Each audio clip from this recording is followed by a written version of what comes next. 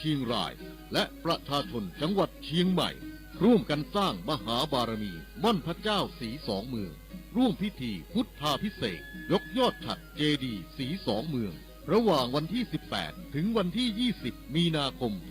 2565 และร่วมเช่าบูชาเหรียญพระเจ้าศรีสองเมืองเหรียญแม่นางแก้วรุ่นแรกรุ่นเดียวในตำนานแห่งการสร้างม่อนพระเจ้าศรีสองเมืองดอยนางแก้วเช่าบูชาเหรียญเนื้อเงินเหรียญละ 1,000 บาทเหรียญทองแดงเหรียญละ 100 บาทติดต่อเช่าบูชาที่พระสงฆ์ที่จัดรายการธรรมะทุกรูปติดต่อสอบถามได้ที่ 086-181-0423 และ 099-836-6322 หมดเขตจองวันที่ 14 กุมภาพันธ์ 2565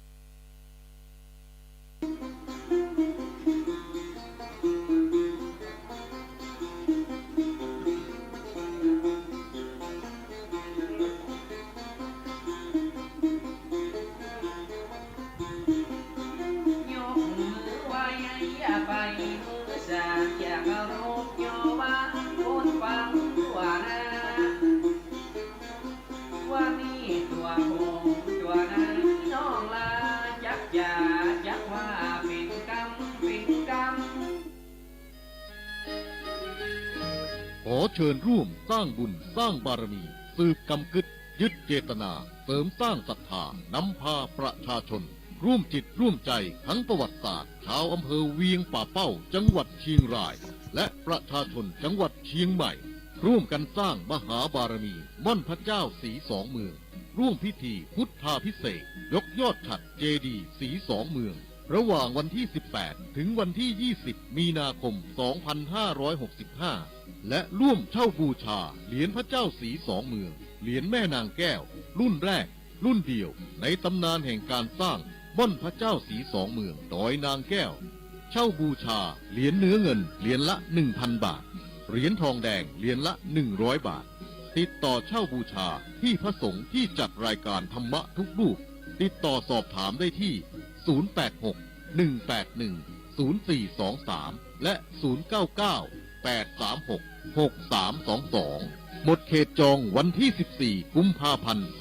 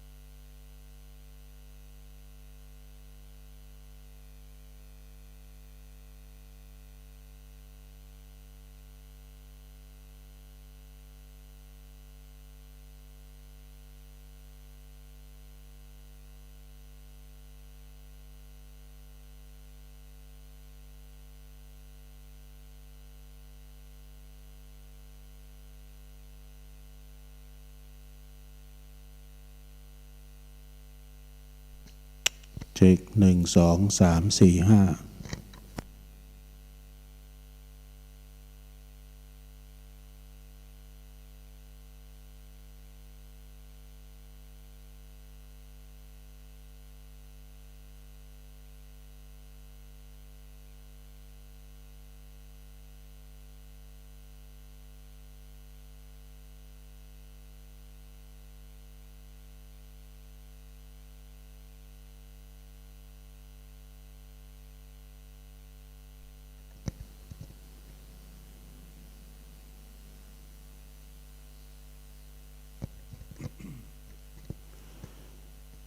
ขอ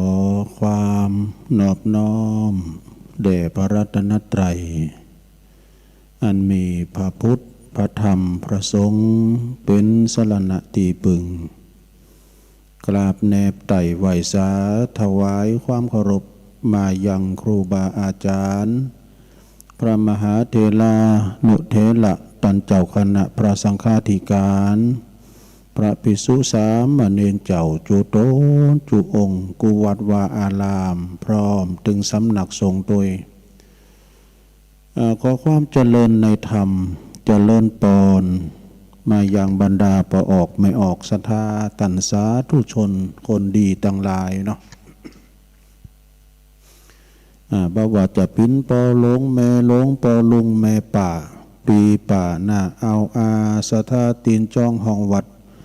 เท่าแก่หนุ่มกำใจยิงต่างหลายอันเป็นกีฬานุปัฏฐากสันนิบาตตานเข่าตื่นเจ้าขึ้นมาก็มาฟังรายการ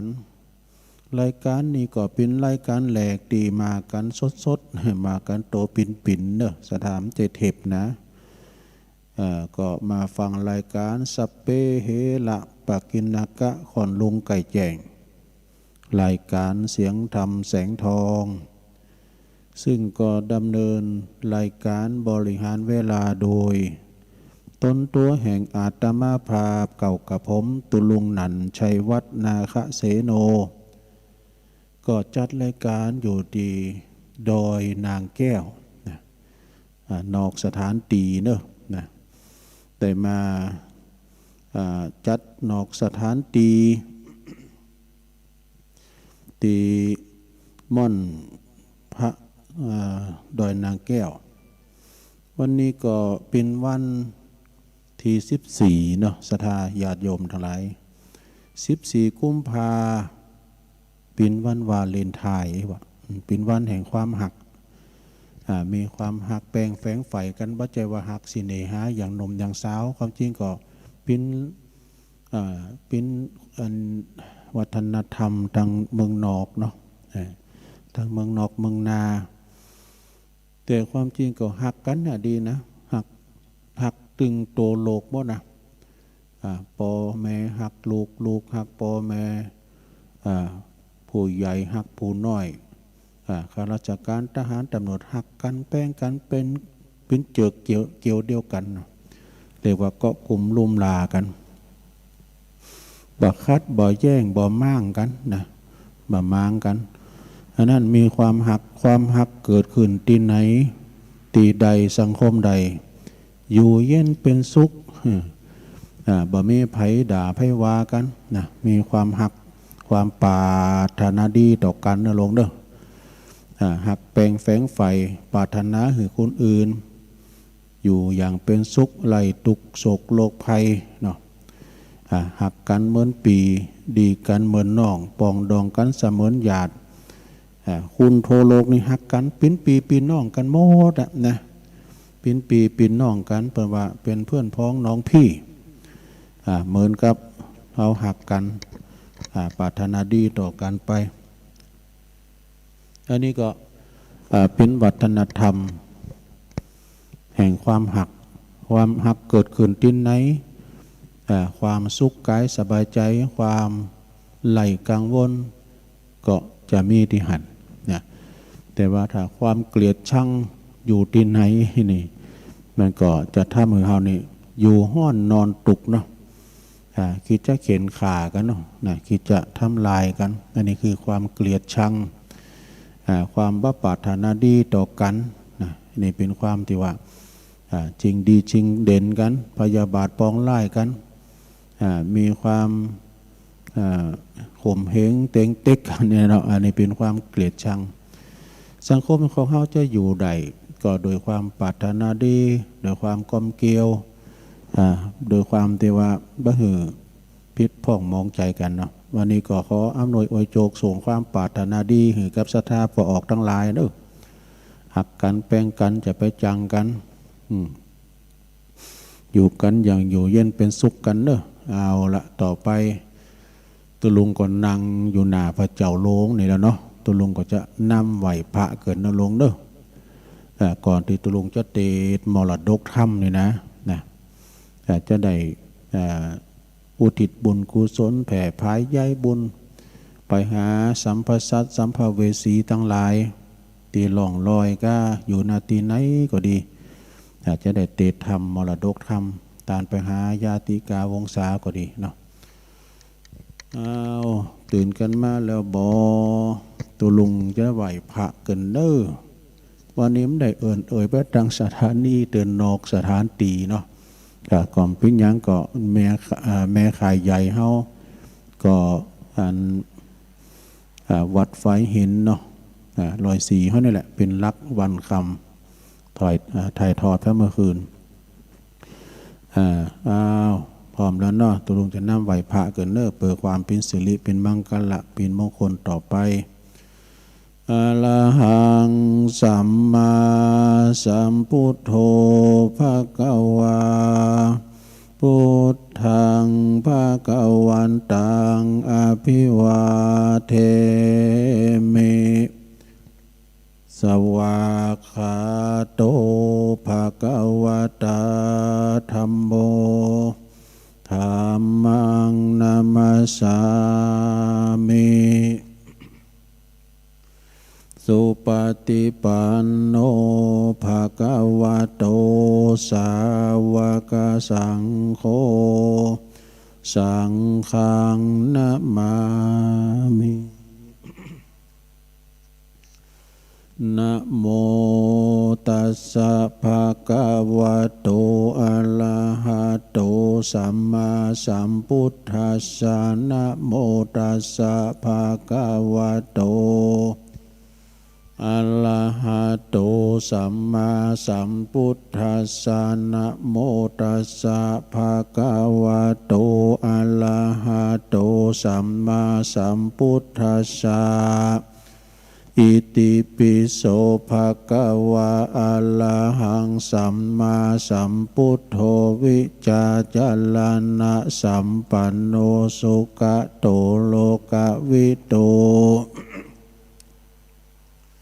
อนุตตโลปุริสตัมมาสาลติสัทธาเทวมนุสสานังพุทโธภควติสวากขาโตภควตาธัมโมสันติติโกอากาลิโกเอหิปัสสิโก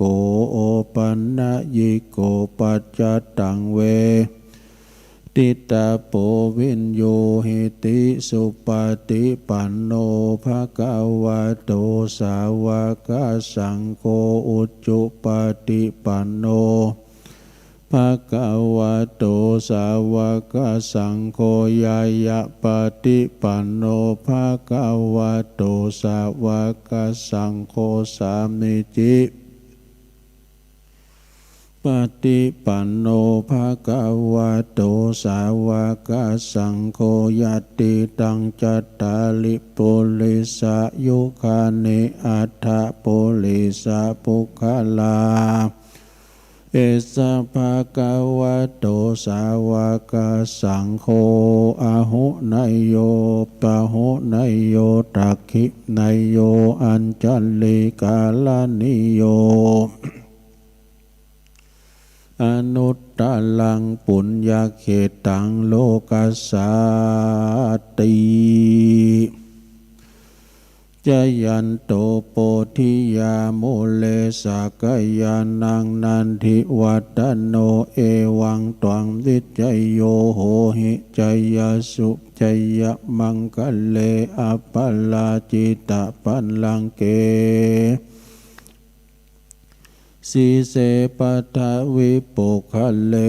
อภิเสเกสัพพพุทธานังอากาปโตปโมตติสุนักกตังสุมังกลังสุปาปาตังสุโหติตังสุขันโน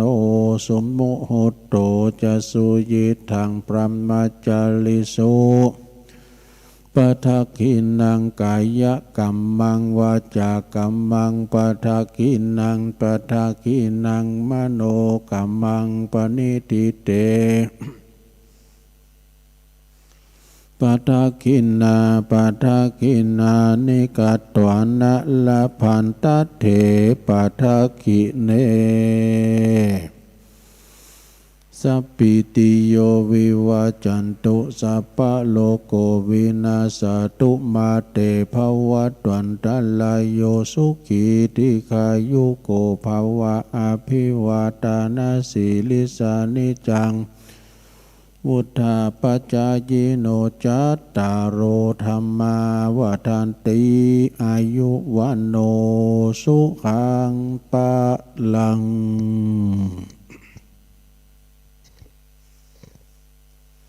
เอาแล้วศรัทธาญาติโยมทั้งหลาย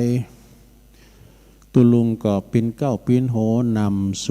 วดมนต์ไปปิ้นตีเรียบร้อยก็ขอคุณพระติตไลยรัตนะผ่านแผ่ว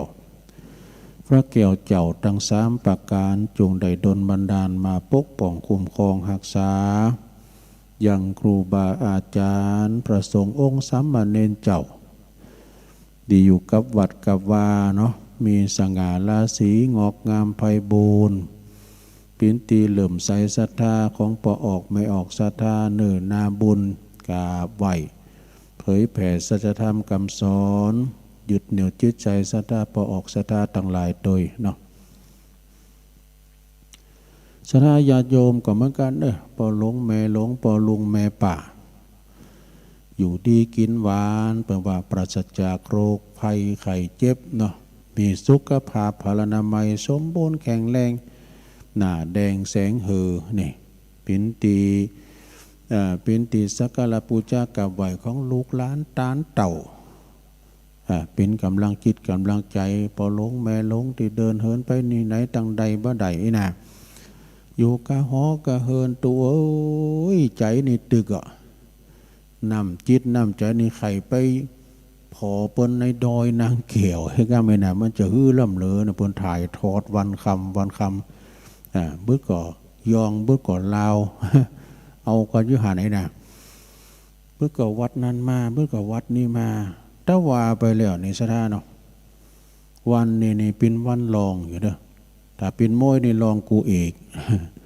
กูเอกแต่นี่วันกะเดินหน้าเหมือนกันลงเด้อ18 19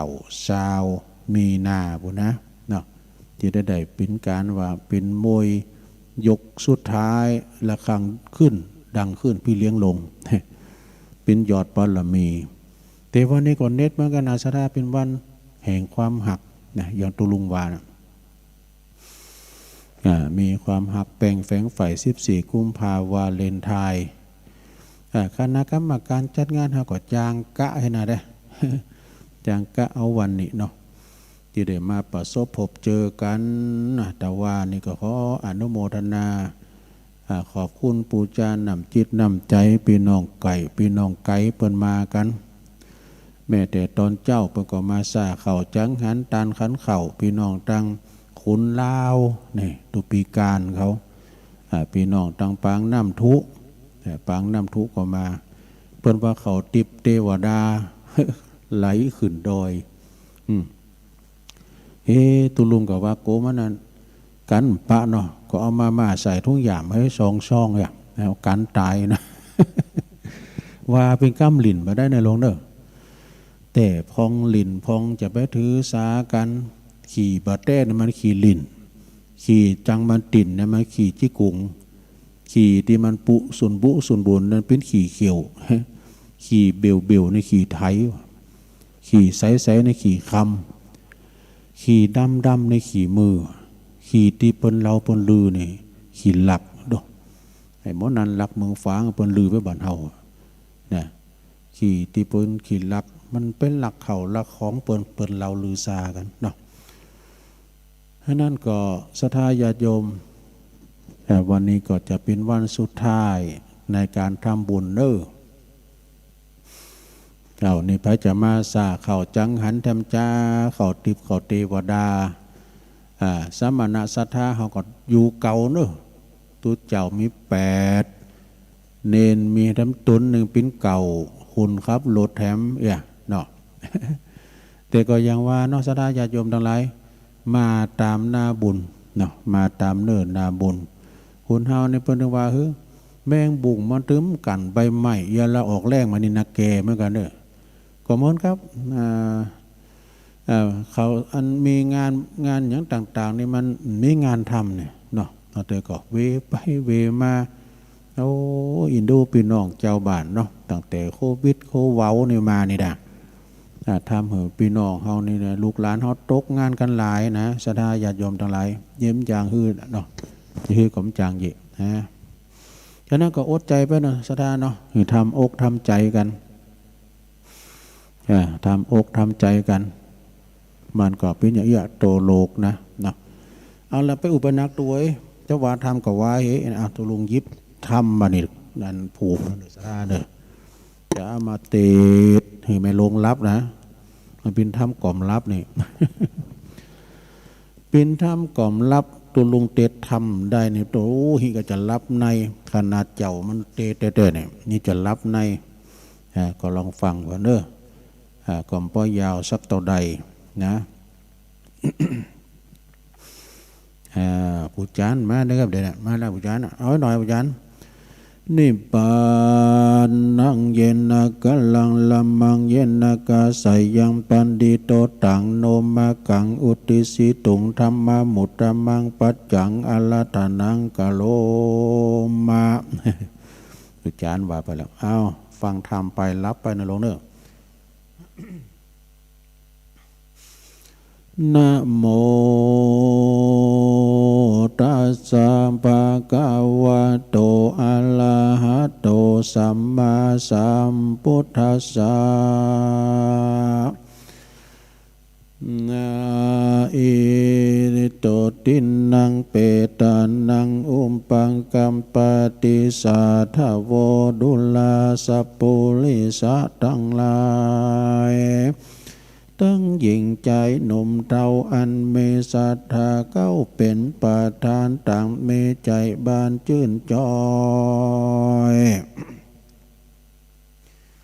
มักไฟหอยตั้งบุญเฮตานนนบ่ขาดบ่ประมาทลาสาบัดนี้นาหมู่เฮาเจ้าข้าทั้งหลายต่างฝ่ายเป็นประธานตั้งวงวานสายพี่สายน้องมิตรเกี่ยวป้องสหายคำมีใจไฟในธรรมของพระสัทธาจึงนำบุพาดวงดอกตั้งเข้าตอกเทียนไฟจะตุปปัจจัยหลายเยื่องอันเป็นเครื่องบริวารมาถวายทานย่อยื่นโดยใจชื่นยินดีแม้นอานิสงส์มีผาเสดได้บังเกิดมีมาขอยกมือสาส่งอยู่อุทิศบุญกุศลไปหาผู้อันจุติมรณกาภากีวิจากเสียตนขอกุศลเยื่องนี้ไปลอดที่ดังไม้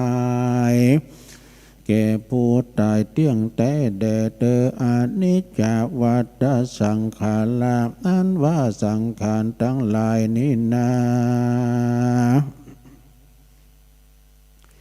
มันบ่เตี้ยงรู้ความเงียงไปมาสัพเพสัตตามนหมู่อันเกิดมาสู่ในโลก ย่อมมาอาโภคแผ่พันมีอันนันหลายแหลมมีจุแง่สถานกันว่ากรรมมาปานาจองหอยย่อมกากาดก้อยเป็นผีบ่มีภัยนี้พ้นจากตังกลาพลากวำวายแม่นจักมีสัมปติไหล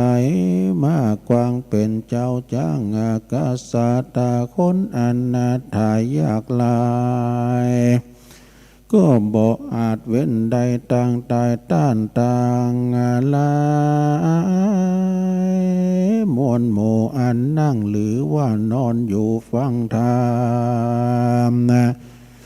จุงดาจำเมียดมันกึดที่สันไปถึงสังขารตักเป็นการบอกเล่าเตือนตัวเก่ายามวานการนิ่งหันบ่เหือถึงการเกิดแก่เจ็บตายเป็นไม้เกิดแก่เจ็บตายโดยมารู้พิจารณาดังนี้หากแม่นที่กองทำว่ากันว่ากรรมนำมาลอดก่อตัวเราก็จักม้วยมอดเป็นผีหรือพยาธิมีป่วยไข้บ่อาจเว้นใดต่างตายบ่ใจบ่วุ่นวายหน่วงคอนบ่ลุมล้นมองผ่านหรือสายวงวานพี่น้องคนเกี่ยวข้องกับเรากรรมมาเอามาตำจะได้ความนาโมลันนาก็บ่ตุขาเอามาก็ย้อนว่าเรานี่สายขวาดลูกกะนิ่งอยู่เป็นไม้เกิดถึงการเกิดแก่เจ็บตายปัดน้ำพรากบ่พ้นจากโลกีผู้ใดก็นิ่งมีดังนี้นักปราชญ์เก่าที่ใครจาว่าผู้นั้นพระเสริฐปาเกิดสดสดีแหละนาตัสสะมาสาทะโวเหตุนั้นใส่คนน้อยใหญ่ยิ่งใจจุงการนิ่งไม้ขวาดรู้รอดถึงความตายมวยมอดมีมากันตัวเล่าลามวยมั่งจากโลกกว้างเมืองโคนจักมีสั่งติดตนไปจักได้ตำจ้าเครื่องขี่หรือสวัสดีนั้นเราพระพุทธเจ้าหากเทศนาว่ากรรมังสัตเตภวิภาชาติหินนปณิตายะดังนี้ใครกล่าวจี้กิยาว่ากรรมนั้นมวลมากย่อมจากลากสัตตาอันตนใดกระทำมานั้นโสดกระทำกรรมโหดอันร้ายตาบาปตอบสายปามีได้เครื่องขี้อ่าวมาส่วนกาทำดีไว้มากน้อยบุญจักจ่องหอยติดวันสุขคืนวันค่ำเจ้าดังนี้แหละนาบาดนี้นาต้านตรางหลายหนุ่มเท่าอันมีศรัทธาเข้าเป็นประธานมีใจบานชื่นจอยบนละถอยกองดีการหนึ่งมีกึดล่อถึงคนมวยหม้อตายไปเทิงจักลักกันเพียงใดนั้นใจก็เอื้อเฟื้อกันบ่ได้นานามมีแต่กาตามกรรมตั้งบุญเฮือตานุนเขาน้ำว่าอุติสัพพรำไปหายังผู้มรณามวยมางจากโลกกว้างเมืองคนบุญกุศลส่งอยู่เฮือได้อยู่สดสดีอันว่าบุญญาระบุญกุศลเยื่องนี้จากหลีกลี่เนหายหรือศูนย์ไปได้ปังเป่าคนหนุ่มเท่าหากถามหา แล้วจะขอจากเก่าจีฮือแจ้งที่ตำลายบาลีไม้แต่ไทยอันตั้งไว้นำมาว่าอุณนาเตอุตตะกังวุธังยะธานินังปวัตติเอวัมเมวะอิโตตินังเปตานังอุปกปปติดังนี้ไขเก่าจีกรรมาย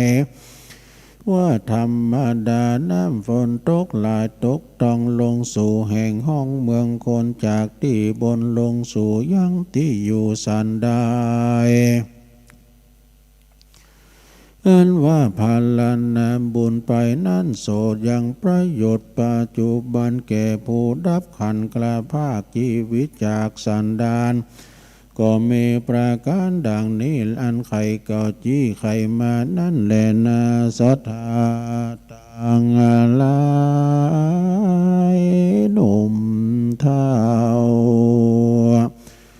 อันมานั่งเฝ้าฟังธรรมกาตามกรรมล้ำเลิศปาเฮอเกิดสวัสดีอันบุญกุศลมีนิสัยท่านหากใดก็ตามมาบ่อนำนาหลีกลี่หายไปที่ต่างใดย่อมจักไปจูผู้กุศลส่งอยู่แผ่โพดได้เว้นถูกโทษต่างผ่านใดเจยบานข้ามเจ้าบ่อโศกเศร้าเครื่องขีแม่นลานนี้กลาภาคตายเสียจากเมืองคนย่อมเอาตนไปเกิดที่ผาเสดเกษมใจดังปราดไขแต่ไทยจากกล่าวไว้นำมาว่าเอวังวาตันติยาตินังอัมเยโหนติอุปกปปติสุจิปันนิตังกาเลนะกัปปิยังปานะโปจันนังดังนี้ว่าคนผู้ใดนะหนุ่มเทา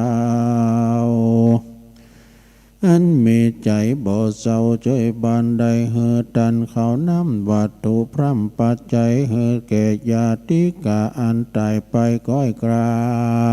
ดหลังน้ำหยาดไปหาอิตังโนอิตังเยยาตินังโหตุสุขิตายาตายโยขอฮือยาติกามวลหมู่อันตายไปสู่โลกนาอย่าได้ต่ำจ้าสามานได้ฮือใดสำลานคำเจ้าแลนาสัพเพสัตตาอันว่าเปรตทั้งหลายหนุ่มเฒ่ามีใจเบาเศร้าก็มีใจบ่เศร้าเจยบานการว่าได้รับส่วนบุญตานเลี้ยวโสดก็มีใจประโมทยินดีสาธุการเมษาเศร้าปั่นปอนเก่าใครจาว่าขอเฮยาติกาพี่น้องอันอยู่ในแห่งห้องเมืองโคนจีลังว่าจีลังจีวันตุมโนยาติเยสังเหตุละภามาเสอัมหากันจาอัมหากันราจาก็ตังปูจาตายากาจะอานิพัลลดังนี้ว่าเฮยาติกาผู้ใดมีใจใสแผ่กว้างมาก่อสร้างตั้งบุญแผ่กุศลหนุนมาลอดบ่ละทอดตัวลาวบุญกุศลนี้เล่าขอปอกคืนครอบสายองต่อไปหายังญาติกาหนุ่มเฒ่าเฮือมีอายุยืนยาว100 ขวบเขาวาสาฟูงโลกาภายาตอย่าได้มาปาดอินทรี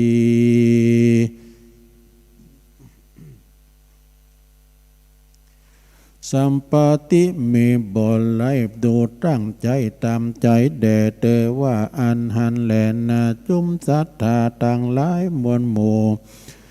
ได้พรามลู่หันหนยังกุศลแผ่กว้างอันได้สร้างมีมาจุมมาหมู่ปงสาพี่น้องมิตรเกี่ยวป้องเจ้าจุมถูกกรรมมาสมท้ายจากมาเลิกซากทรงสักการ ก็ทำบุญทานหยาดน้ำอุทิศพร่ำปันไม้ไปหาผู้ตายกลาภาคนาอันว่าบุญแก่กาดวงสายแม่นจักตกน้ำก็บ่ไหลตกยังไฟก็บ่ไม่หายสูญเตียงมานุนคืนครอบสยองตอบเล่าลาอานิสงส์มีนำหนา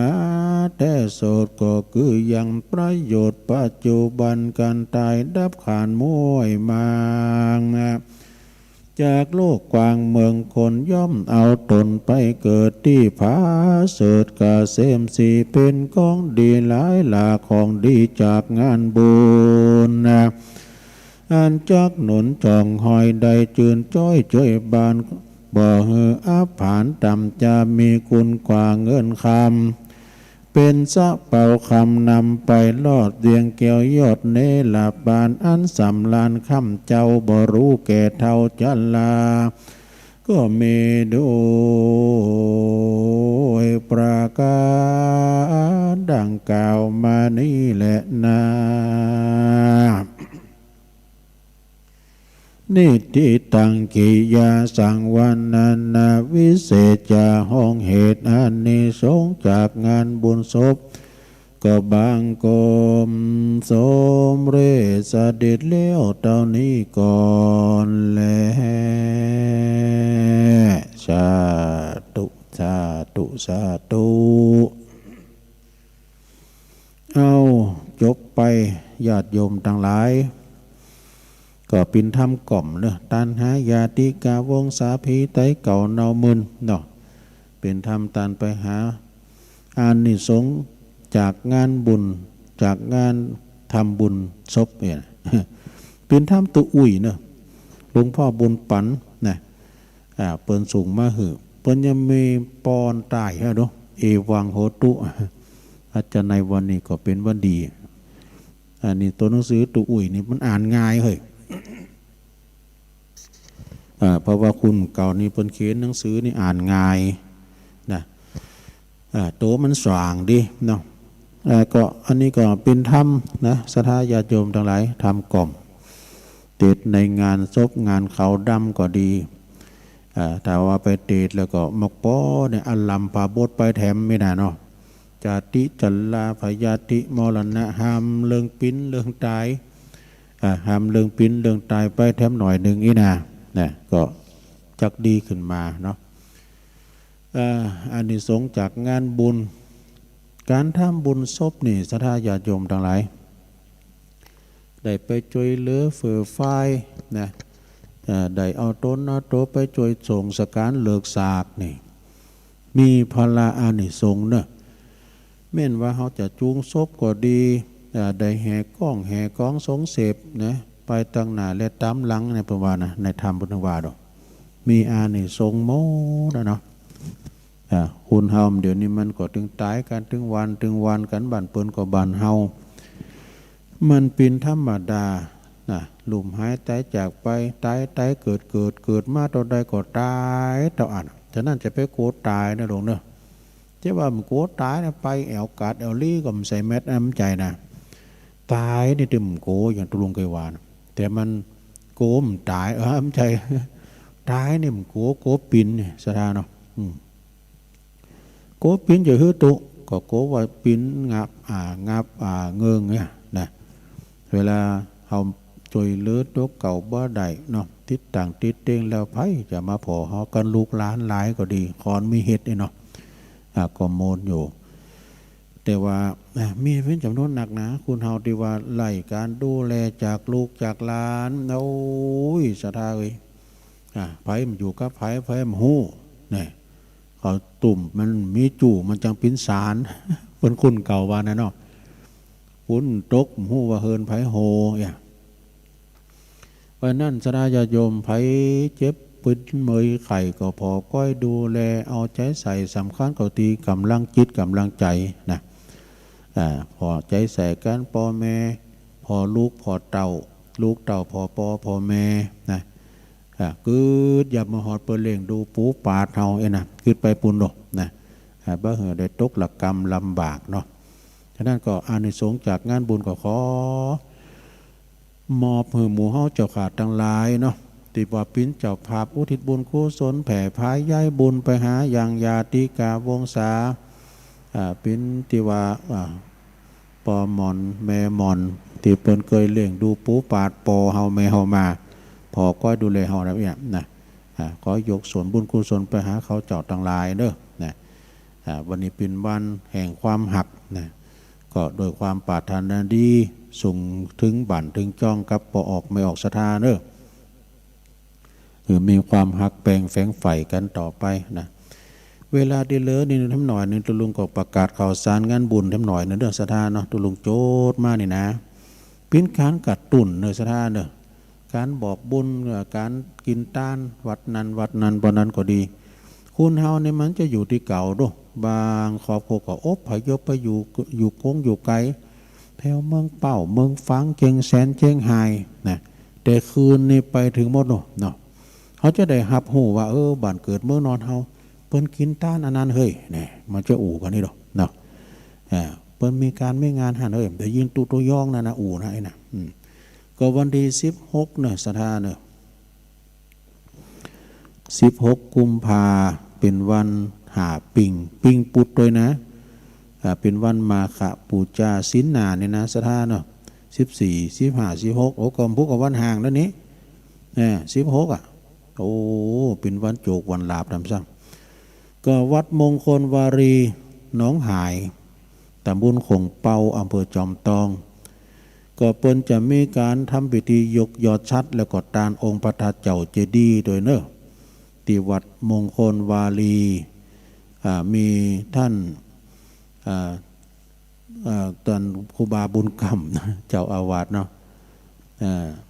แล้วก็คณะของคุณแม่นะเจ้าภาพใหญ่คุณแม่จันฟองกิ่วแก้วคุณเชิดพงษ์กิ่วแก้วเปิ้นก็จะไปทำบุญนะเป็นเจ้าภาพใหญ่แล้วก็คณะศิษยานุศิษย์ของพระเดชพระคุณหลวงปู่ทองโดยเนาะพระพรหมมงคลก็16เนาะกุมภาที่วัดมงคลวารีหนองหายเขตตำบลโขงเป้าแล้วก็วันที่15ก่อมพุกแล้วกันเนาะพุกนี้จะมีทำบุญปิดศพนะโอ้ปีนี้ครูบาอาจารย์พระสงฆ์องค์เจ้านี่ลุ่มหายตายจากกันไปหลายเนอะโยมเนอะเป็นผู้ที่ว่าละสังขารไปก่อนหนุ่มก็มีชราภาพก็มีอย่างตุปีจำนงหรือว่าตุปีคำนี่ก็อายุ54แต่เนาะพรรษา33เปิ้นก็เห็นจนจบปริญญาเป็นพระนักเทศโดยอยู่วัดชัยชนะปงสนุกเนอะตำบลปุณะนะอันนี้ก็ข้อมูลจากพี่ใหญ่จำตังท่านจอมหยุดสองแผ่นดินนะเพิ่นรายงานมากับตุปีคำนี่ก็เกยกับตุลุงจะดีนะหูจักมักหุ่นกันอยู่ตำบลประตูป่าเนอะเนี่ยไม่ขี้ลืมเนี่ยตำบลประตูป่านะปงสนุกชัยชนะเนอะวันพุกเนี่ยนะเพื่อจะทำบุญสัตมวันปิศพนะ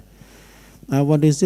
14มีนาก็มีฉลองตราตั้งเจ้าอาวาสวัดช้างเขาน้อยเนอะตุปีไพฑูรย์ขันติทโล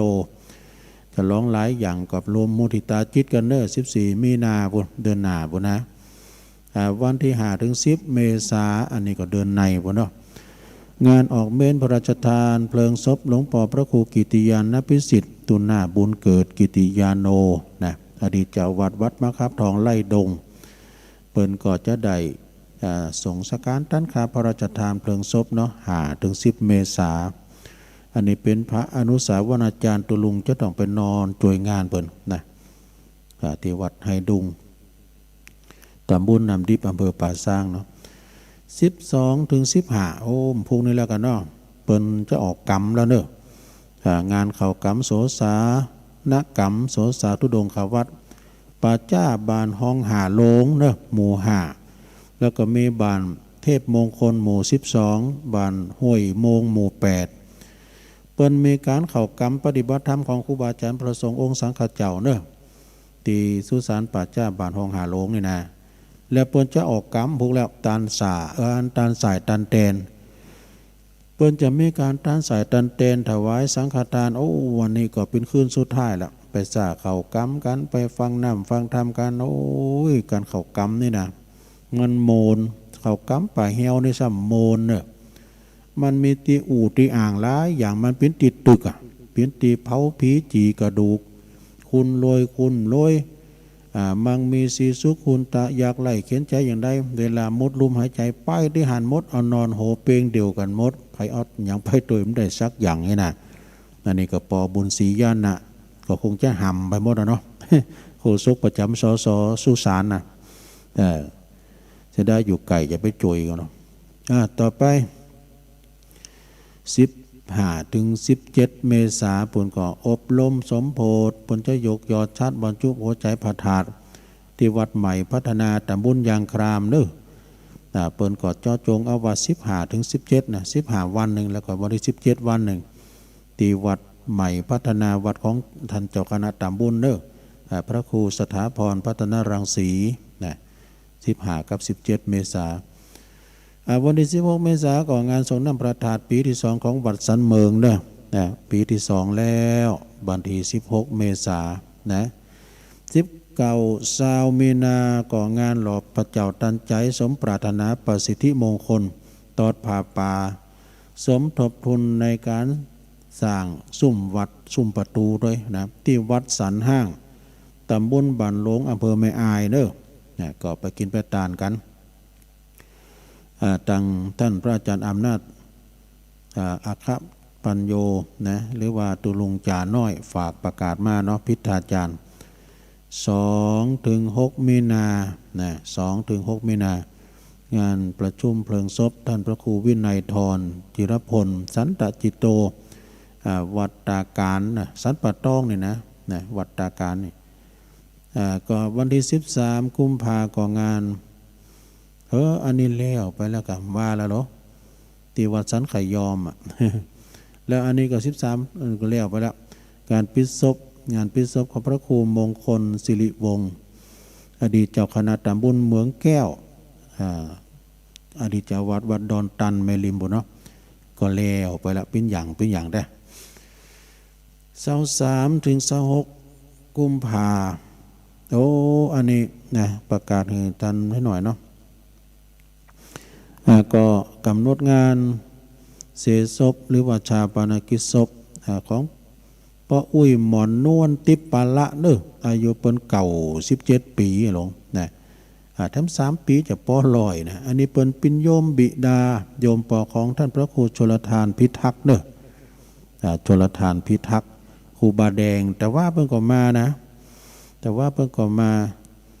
ก็เปิ้นจะชาปนกิจแต่ก็วันที่26เนอะวันที่26 กุมภาพันธ์ไผตีหูจักมาคุณครับครูบาแดงตุลุงแดงก็ดีแล้วก็ป้าอุ้ยหมอนนวลติปปาละก็ดีก็ไปลมกินลมตาลลมส่งสการต้านขาบนะไปลมกับท่านพระครูด้วยเนอะ23เนี่ยขยับขยืนเคลื่อนย้ายจากศาลาแล้วก็ปุ่นเอาไปต่างศพบำเพ็ญกุศลที่วัดแม่ห้องไคร้นะวัดแม่ห้องไคร้แล้วก็เปิดก่อทำบุญถึงวันนะโดยเฉพาะกับวันที่25เป็นวันห่างวันดา26ก็เป็นวันเขินศพไปสู่สุสานปัจจากันต่อไปนะแล้วก็ทำงานนี่ก็วันที่16 ถึง 21 มีนา16 ถึง 21 มีนาก็งานออกเบ้นพระราชทานเพลิงศพท่านพระครูวรวัฒน์วิบูลย์ครูบาบุญกตปุญโยอดีตเจ้าวัดหนองหอยนะตำบลป่าสร้างอำเภอป่าสร้างเด้อนั่นนี่ก็ดูงานปล่อยหล่อนักเด้อปีนี้นาสถาเด้อนักมากูปีจะนั้นก็ไปจอยกันเด้องานหลากภาษาครูบางานเผาศพครูบาก็ปากันไปวันที่23 มีนาก็งานยกยอดชัดแล้วก็จะร้องอายุวัฒนมงคลของหลวงพ่อโดย69 ปีที่วัดปุณเนอร์นำบ่อสาวานะวัดพระบาทอุดมนำบ่อสาวาก็เปิดจะมีการยกยอดชัดพระธาตุเจดีย์ แล้วก็วันที่22นี่เปิ้นจะทำบุญทักษิณาเนอะ22มีนานี่ก็ไปฟังการบรรยายธรรมจากท่านพระครูอภิวัฒนวิกรมนะเปิ้นจะไปแสดงธรรมแต่ก็ต่างครูบาอาจารย์ที่เปิ้นจัดรายการก็เปิ้นจะไปแสดงมุทิตาจิตนะครับหลวงปอไปทำบุญอายุวัฒนมงคลของหลวงปอโดยโลดยกยอดชัดขึ้นสู่พระธาตุเจดีย์กันต่อไปเนาะที่วัดพระบาทอุดมนะบ่อสาวาเนื้อ22-23มีนาเนาะ19กุมภางานทำบุญถวายศาลาปฏิบัติธรรมณสำนักสงฆ์สว่างมงคลธรรมในตำบลเดียวกันนะที่ดอยหล่อปุ่นนะก็ตั้งท่านอาจารย์ลังสรรค์เจ้าสำนักเนาะเป็นด้านค่ำเขาก็โดยก่อนนี้ก่อนต่างงานคุณเชิดพงศ์กิ่วแก้วแม่จันฟ้องกิ่วแก้วเปิ้นไปสร้างไปหันเนาะที่สำนักสงฆ์สว่างมงคลธรรมที่อำเภอดอยหล่อนะเปิ้นจะต้านบริสิบเก่าเนาะสถานเนาะเอาแล้วตอนนี้ก็ข่าวประชาสัมพันธ์ก็เสี่งไปนะเหลือเวลานิดหน่อยเหลือทำ10 นาทีตัวลุงก็จะลองเช็คคืนเช็คสายเนาะก็เดียวกันนั่นแต้นเนี่ยก็ไปฝ่าโทรมาเด้อฝ่าโทรมาเดี๋ยวตัวลุงเงินจะตัวลุงจะเช็คตังลายแต้นเนี่ยก็นี่ขอบคุณแม่เดือนเพ็ญเนอะแม่เดือนเพ็ญเปิ้นเอาของฝากมาเหิมขามเนี่ยก็กินแล้วตาเป่งลึ่งเนอะขามเชิมหลายอย่างวันนี้เปิ้นก็จะมาแม่จันเลื่อนไซเขาจะมาถวายเพลด้วยเดินทางปลอดภัยทุกขณะเนอะแม่เดือนเพ็ญทิมวางนะถักมาอะไรแม่บนลมมาปินตาจากน้องสมณะเนอะถักมาอะไรไวซะเจ้าฟังอยู่เจ้าแล้วก็มีปลงมงคลมูลชีพจากน้องเงิกฟังอยู่เนอแม่ครูทองคำที่วงคำจากเสาหินสีโบบานแม่แดงอัมพรจากเต็นดอกไม้โน้ก็คุณแม่กันดาศรีเนตรจากหางดงโดยวันนี้ปัจจมาด้วยเนี่ยปัจจมาตาลป่ายด้วยแม่ชีจินพานีอู่ทองเนี่ยตักมาตังลายนะแม่สีดาจากวิ่งป่าเป่าแม่สีดาวันนี้ก็มาอยู่ก้าเนาะชมรมสกาย82นี่ไหวสานะครับเด้ออนาลัยโยตุปิลงสมปานจากวัดน้องเงิกตักมาตังลายแม่แสงชุติวงศ์จากแม่ย่อยสันทรายนะแล้วก็มีคุณแม่จงดีเชื้อกันทาด้วยเนาะเสียงอยู่ตีเก่าประโยคเดิมซ้ำเนอะหลังว่าทางเมืองฟางนี่ได้ยินก็แต่ก็เสียงอยู่ที่เก่าซ้ำเดิมดังว่าอันไฟฟ้าดับคำมูนี่ก็มันซ้ำซากเลยเนี่ยมันคอมมันทำงานนะใช่ไหมเอามาแล้วหนึ่งสายไผ่จ้าเจริญปอนครับอาจารย์ครับอาจารย์ผมไม่รู้จากไม่อ้อนนะอันนี้ไอพ่นนะครับ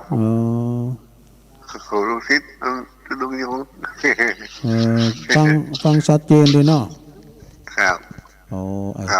ไอพ่นนี่เปิ้นอยู่ไม่อ้อนบนเนาะครับฟังอาจารย์ลุงยงของอาจารย์ครูดีแล้วฟังไปติ๊กๆเนอะพวกก็มาแถมวันนี้ก็ฟังกันถ่ายทอดอันนี้เขาฟังตื่นตี 2แล้วครับโอ้โหฟังเลยอ่ะตื่นเจ้ายินดีไอพ่นเนอะอันนี้ปุ่นไม่อ้อนบ้างเจริญปอนไว้สาครับผมทางนั้นเบี่ยวมาแอดครับผมมาละวันนี้จะไปละนี่จะไปปะทุลุงแล้วเนาะบึ้ดก็มาปะกันเนาะไปปะกันหันเนาะทุลุงเนาะจะได้ขอให้กำลังใจทุลุงนะครับฟังเป็นเจ้านะครับผมเดินทางปลอดภัยเนอะครับขอให้ทุลุงเดินทางกลับปลอดภัยโดยเนอะเดินเหมือนกันเนาะไว้สาโดยนะครับไว้สาโดยครับน้องเบลไผทหารน้องเบลก็มาพอเนอะบุญนะ ภาษาเจ้าตุลุง แม่พันธุ์ก็ ภาษาวารักเจ้าสภากลางเจ้า มีอัน พอ นี้ ตุลุงอยู่เนิ่ง อ๋อ อันวิทยุมันดับยุดเป็นบางครั้งเจ้า ปึงแม่จงดีว่าได้กันนะ เจ้าพอตั้ แต่ ง โทรศัพท์นี่หันอยู่ลุงอยู่ หันอยู่ว่าพอตั้งนาฬิกา เจ้า พอตั้งนาฬิกานะเด้อ เจ้า มันจะนาฬิกาแหละพอตั้งเฟซอีกอ่ะอ้าวขอบคุณเด้อเจริญปอนตีเตอร์เมืองฝาง จากภาษาครับหลวงลุง โอ้สามเณรเอาหลักเนาะ นี่ได้ฟังธรรมแล้วเนาะความไม่แน่ไม่นอน เกิดแก่เจ็บตายมาแน่มานอนสักอย่าง เออ ขึ้นตั้งอยู่ก็ดับไป ครับ ครับมันถึงมีอย่างแน่นอนแนวก็ครับวันนี้ ก็ให้พอดีเฮ้ยพอหนาวก็ดูก็พอดีลุ่มก็มหิวด้วยเนี่ยลุ่มช่วยเนอะนิ่มจะเดีย ดีกันเนาะมันบาลมเนาะ ครับผมขอนิมนต์หลวงลุงผมขอเนี่ยก็หลวงลุงหอมเก้าอี้คือผมสัก2 ตัวได้ก็ครับ เก้าอี้อ่ะ ครับ เดี๋ยวจะได้ถามก่อนนะเพราะว่าเป็นปอแล้วนะเดี๋ยวเป็นได้ก็เดี๋ยวก็จะได้ถามอาจารย์ประคูมกันเนาะยินดีกับจะได้นั่นนะ ผมเอาตวงแล้วก็เจจะเอาตาลเพื่ออุ้ยอวนตวง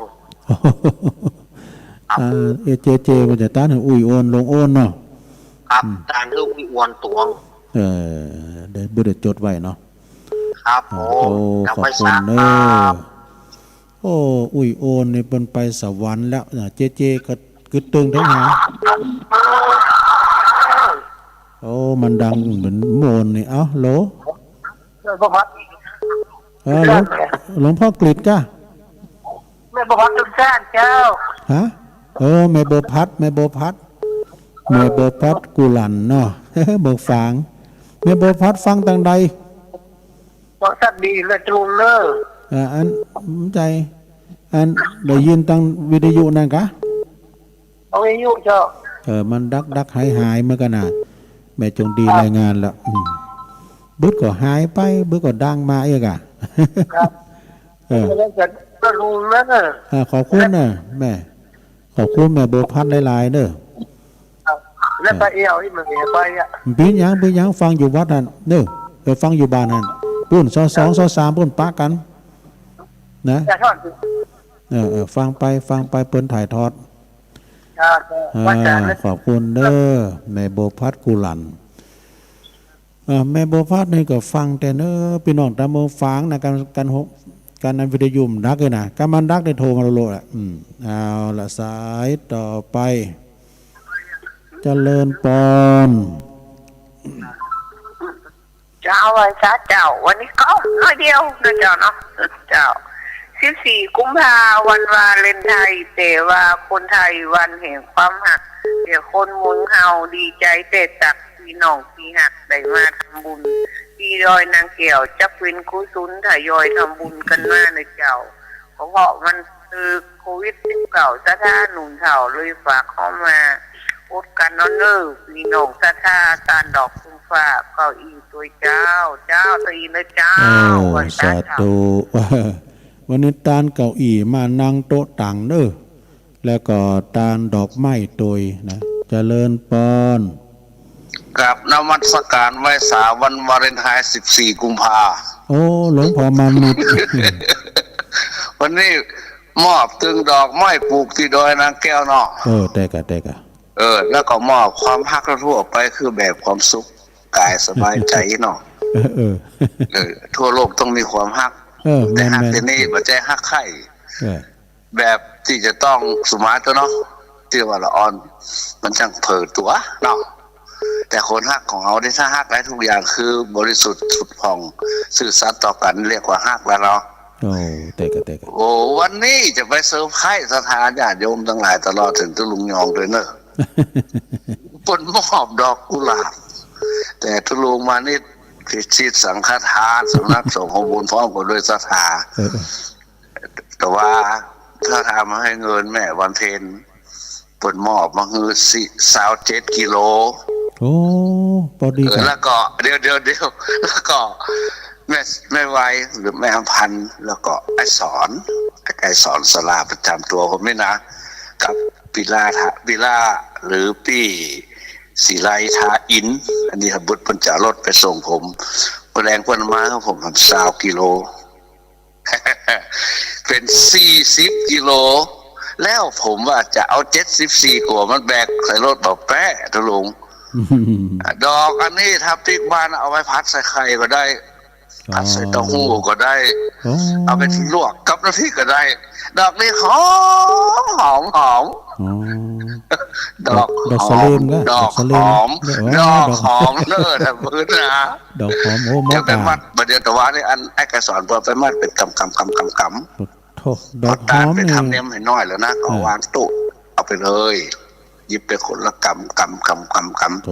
จะไปถึงปุ้นประมาณสัก10 โมงบ่ายสมมติเนี่ยเนาะครับวันนี้ถ้ามันได้อยู่ถึงบ่าย 2แรงแล้วครับถ้าได้ปีก่อนงานผมสละไป3 งานแล้วนะเนี่ยงานเขาดำทั้งนั้นเมาสักที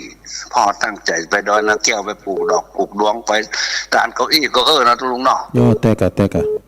นั่นก็ฟังไปกันมันจะเป็นช็อตสุดท้ายก็คือปุ่นประเดี๋ยวนี้เกือบโค้งสุดท้ายแล้วนะเนาะแม่น่ะ48 19ปีนาเนี่ยอันนั้นนาทีทองแล้วเนาะนาทีทองแจกบุญทั้งนั้นเลยเนาะ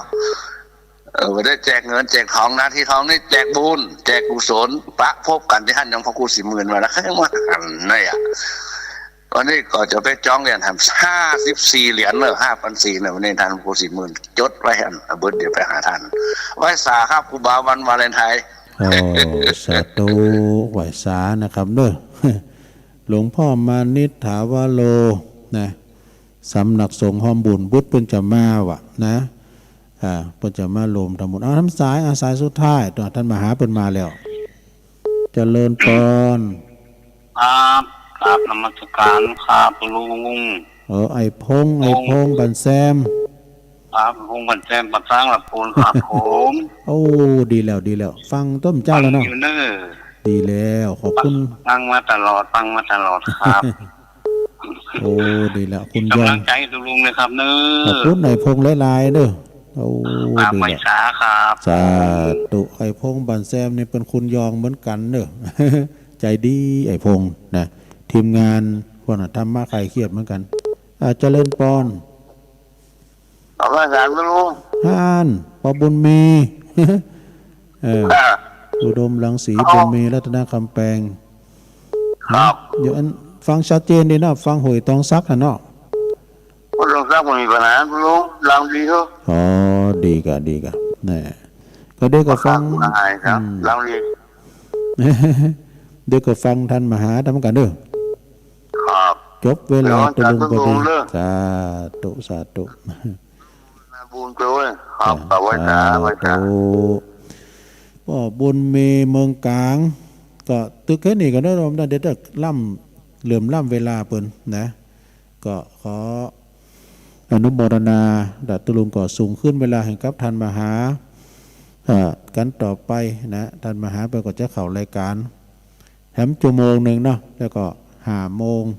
ก็จะได้สวดมนต์ทำวัดกันเป็นลำดับต่อไปนะเอาละตุลุงก็นำรายการจากราชธาไปก่อนเต็มไปไหนอยู่นี่นะจะได้มอเปลี่ยนไปเขียนใหม่ไปให้ท่านมหาณบัดนี้เนาะถวายความเคารพตุลุงเนอะ2 คนพี่น้องตื่นเจ้ามาจนศรัทธาตื่นด้วยกันนะ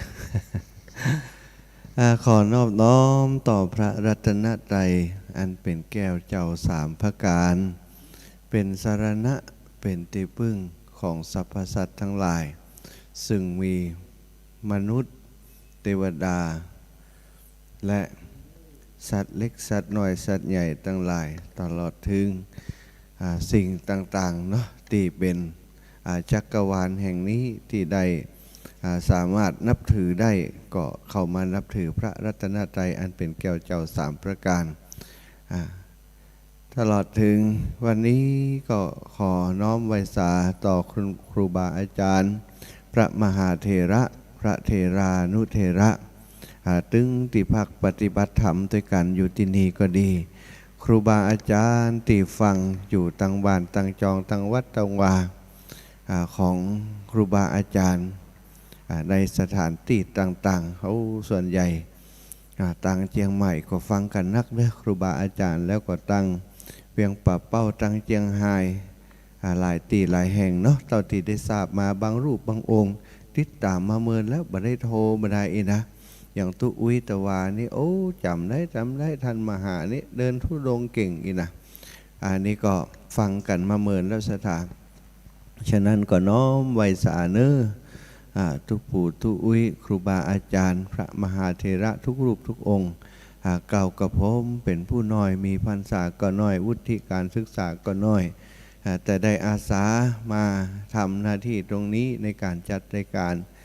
ในเครือข่ายคลื่นสีขาวซึ่งครูบาอาจารย์ท่านพระครูอภิวัฒนวิกรมและครูบาอาจารย์รูปอื่นๆในเครือข่ายได้เมตตามอบหมายให้เรากับผมได้ทำหน้าที่ตรงนี้ก็ขออนุญาตครูบาอาจารย์ทุกรูปทุกองค์กรรมอูกรรมจาก็ดีนำธรรมคำสอนก็ดีสิ่งใดที่ล่วงเกินสิ่งใดที่ขาดตกบกพร่องไปก็ขอเมตตาได้เตรียมเติมได้โปรดอภัยให้เรากับผมตัวเจริญสุขเจริญธรรมสถาญาติโยมท่านสาธุชนทุกผู้ทุกท่านทุกผู้ทุกคนน้อยใหญ่ใจยิงอีปออีแม่เท่าแก่ทั้งหลายตลอดถึงลูกหลาน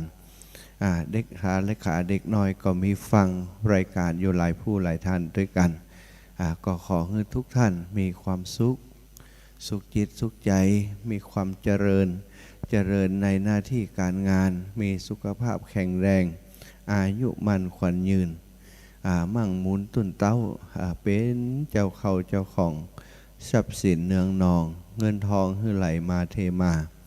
ปรารถนาสุขสมบัติจะเป็นมนุษย์สมบัติสวรรค์สมบัตินิพพานสมบัติขอความปรารถนาของท่านทั้งหลายจงสำเร็จพลันจงสำเร็จพลันดังสลีสัพพัญญูพระพุทธเจ้าเปื้อนใดประทานปอนเอาไว้ฮือลูกล้านฮือยาติกะวงวานของเฮามาโดยตลอดเนาะศรัทธาทั้งหลายเน้อตื่นแล้วตื่นมาบ่เจ้าก็มาโป๊บมาปะกันท่านพระครูเป็นว่าลูกเจ้าถ้าลูกเจ้านี้ก็จะทำให้เขามีโอกาสได้ดีกว่าคนอื่นรับลูกเจ้ากินพักตั้งป่ายรับลูกขวายกินพักตั้งเก้าอีนะศรัทธาทั้งหลายคนก็จำได้จำท่านพระครูได้เปิดมาห้องมาปลุกตื่นตี 5ป่ายนะอันนี้อาตมากับทุลุงยองนี่มาก่อนหน่อยเป็นไก่ขัน ไก่ขันคือศรัทธาได้บางพ่องกันนอนอุตุอยู่ในมุ้งบนไม่ย้ายพรตะกี้จิโทรศัพท์มานอนอยู่ในมุ้งบนกะจิมาอยู่นะยายพรนะบางให้โทรเด้อเนอแล้วปุ่นก่อนนะถ้าเปิดบ่ได้ก็โทรมาตะกี้โทรมาตักว่าอาจารย์ตื่นได้ยังอีกอะเนาะขอบคุณยายพรเหมือนกันโอ้เป็นห่วงเป็นใยครูบาอาจารย์ติดตามตลอดเนาะยายพรนะเปิดมีความจริงใจศรัทธาบางคนได้ฟังเป็นอูเป็นจา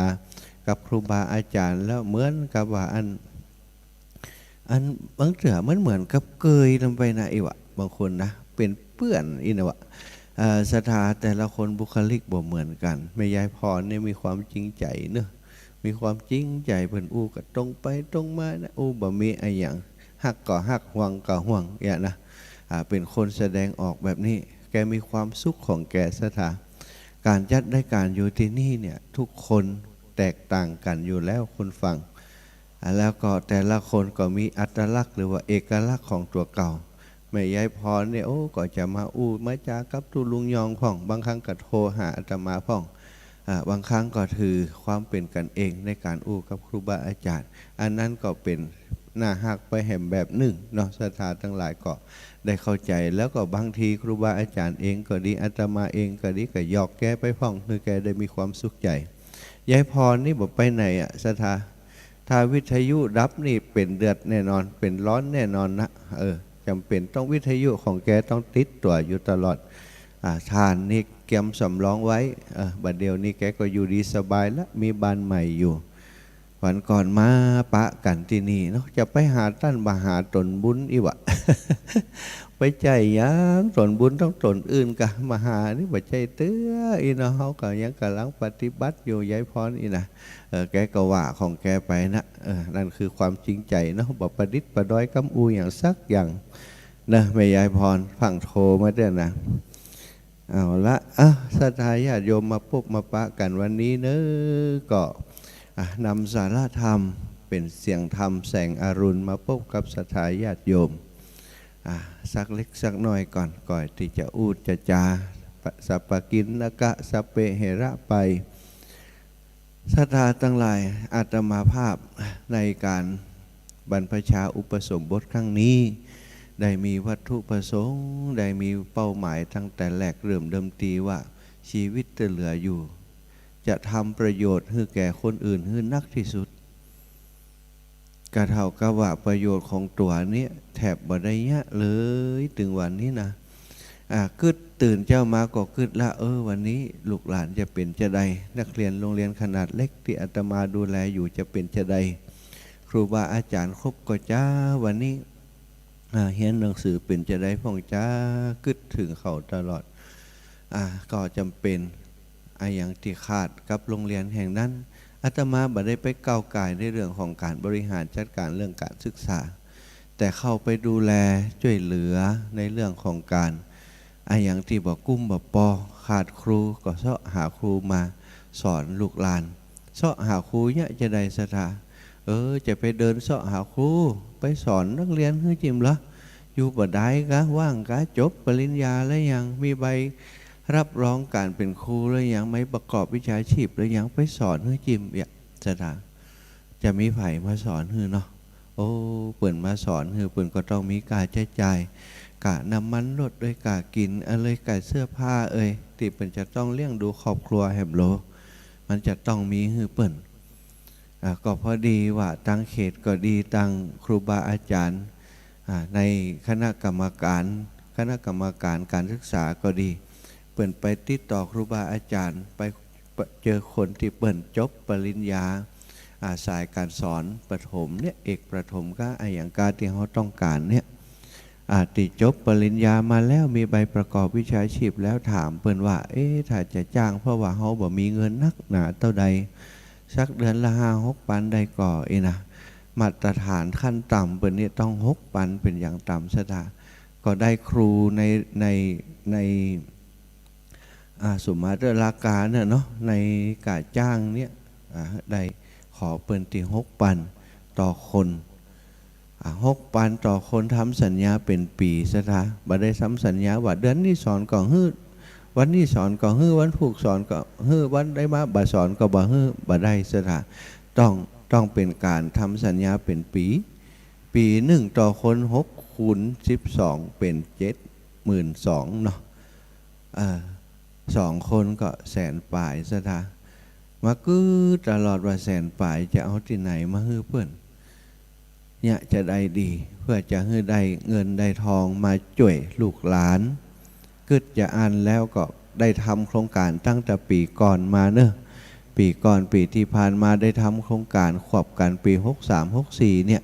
เดินไปภาคใต้เดินไปก็หวังว่าคนทั้งหลายเพิ่นจะหันมาแอวหามาเข้ามาใกล้มามาจ่าตัวอย่างเพิ่นหันหลวงตาบุญชื่นนั่นนะแบกธงชุดภาคใต้บาหันภาพที่มาอย่างหลวงตาบุญชื่นพวกไผ่บ่ฮู้จัก หลวงตาเพิ่นทำมาเป็น10 ปีแล้วคนฮู้จักเพิ่นแต่ว่าเพิ่นก็ทำบ่ได้เพิ่นบ่ได้รับปัจจัยแต่เฮานี่แตกต่างถ้าโยมเพิ่นถวายปัจจัยก็บอกให้เพิ่นว่าเอามาช่วยการศึกษาเนื้อโยมนี่คือเอกสารที่โครงการที่อาตมาทำถ้าโยมเต็มใจจะช่วยก็ช่วยได้จะโอนเข้าบัญชีของโรงเรียนก็ได้หรือว่าจะประชาสัมพันธ์ให้คนที่เปิ่นใจบุญเปิ่นทำบุญด้วยกันก็ได้บางคนก็อาจารย์เจ้าโอนบ่จ้างนะถวายที่อาจารย์นี่ได้ก็ได้อาตมาจะโอนฮือเนอก็โอนมาโรงเรียนสถาเดินไปถึงสวนโมกขพารามชัยยาสุราษฎร์ธานี2,000 กว่ากิโลนะได้สตางค์อยู่3-4 หมื่น โอ้จะปอกับแสนป่ายกับ3-4 หมื่นมันห่างกันได้ว่ามานอนเอามือไก่หน้าผากกระไดเอาขาไก่หน้าผากกระไดอยู่ติปาจาตึงบ่มีทางออกแล้วสงสัยจะได้เดินทั้งปีแล้วเนาะกึดจะนั่นอย่างมันออกกรรมแล้วกาปลีกวิเวกแล้วกาจะเดินต่อสถาคึดจะนั่นคึดในใจครูบาอาจารย์เป็นเมตตาอาตมาท่านพระครูอภิวัฒนวิกรมฮือออกรายการตัวตั้งแต่ไปถึงสวนโมกชัยยาสุราษฎร์ธานีแห่มวันหนึ่งเป็นก็ฮือออกรายการตัวก็มีโอกาสได้เล่าเรื่องเล่าต่างๆในการเดินธุดงค์ธรรมยตราและวัตถุประสงค์เป้าหมายของการทำงานพอเล่าไปแล้วก็ปรากฏว่าสิ่งที่เล่าไป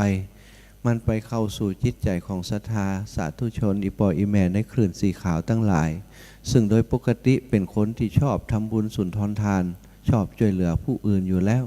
วเป็นคนที่ทำบุญโดยใจสติปัญญาอยู่แล้วพิจารณาเรื่องราวที่อาตมาเล่าหันเป็นความจริงครูบาอาจารย์เปิ่นก็เอามาเล่าเอามาอู้มาเสริมแหมก็ทำให้ศรัทธาตั้งหลายได้หันภาพความตั้งอกตั้งใจของอาตมาได้ส่งเงินมาช่วยพรพ่องก็นัดกันปากันถึงครูบาอาจารย์บ่ฮู้จักบ่เคยสัมผัสบ่เคยหันหน้ากันมาก่อนทั้งนั้นเลยศรัทธาทั้งหลายไปแอวหาไปต้อนรับที่วัดตรงโป่งได้ตั้งอยู่แสนปลายปีแรกได้ตั้งแสนปลายเป็นสิ่งที่เกินความคาดหมายของอาตมาทั้งหมด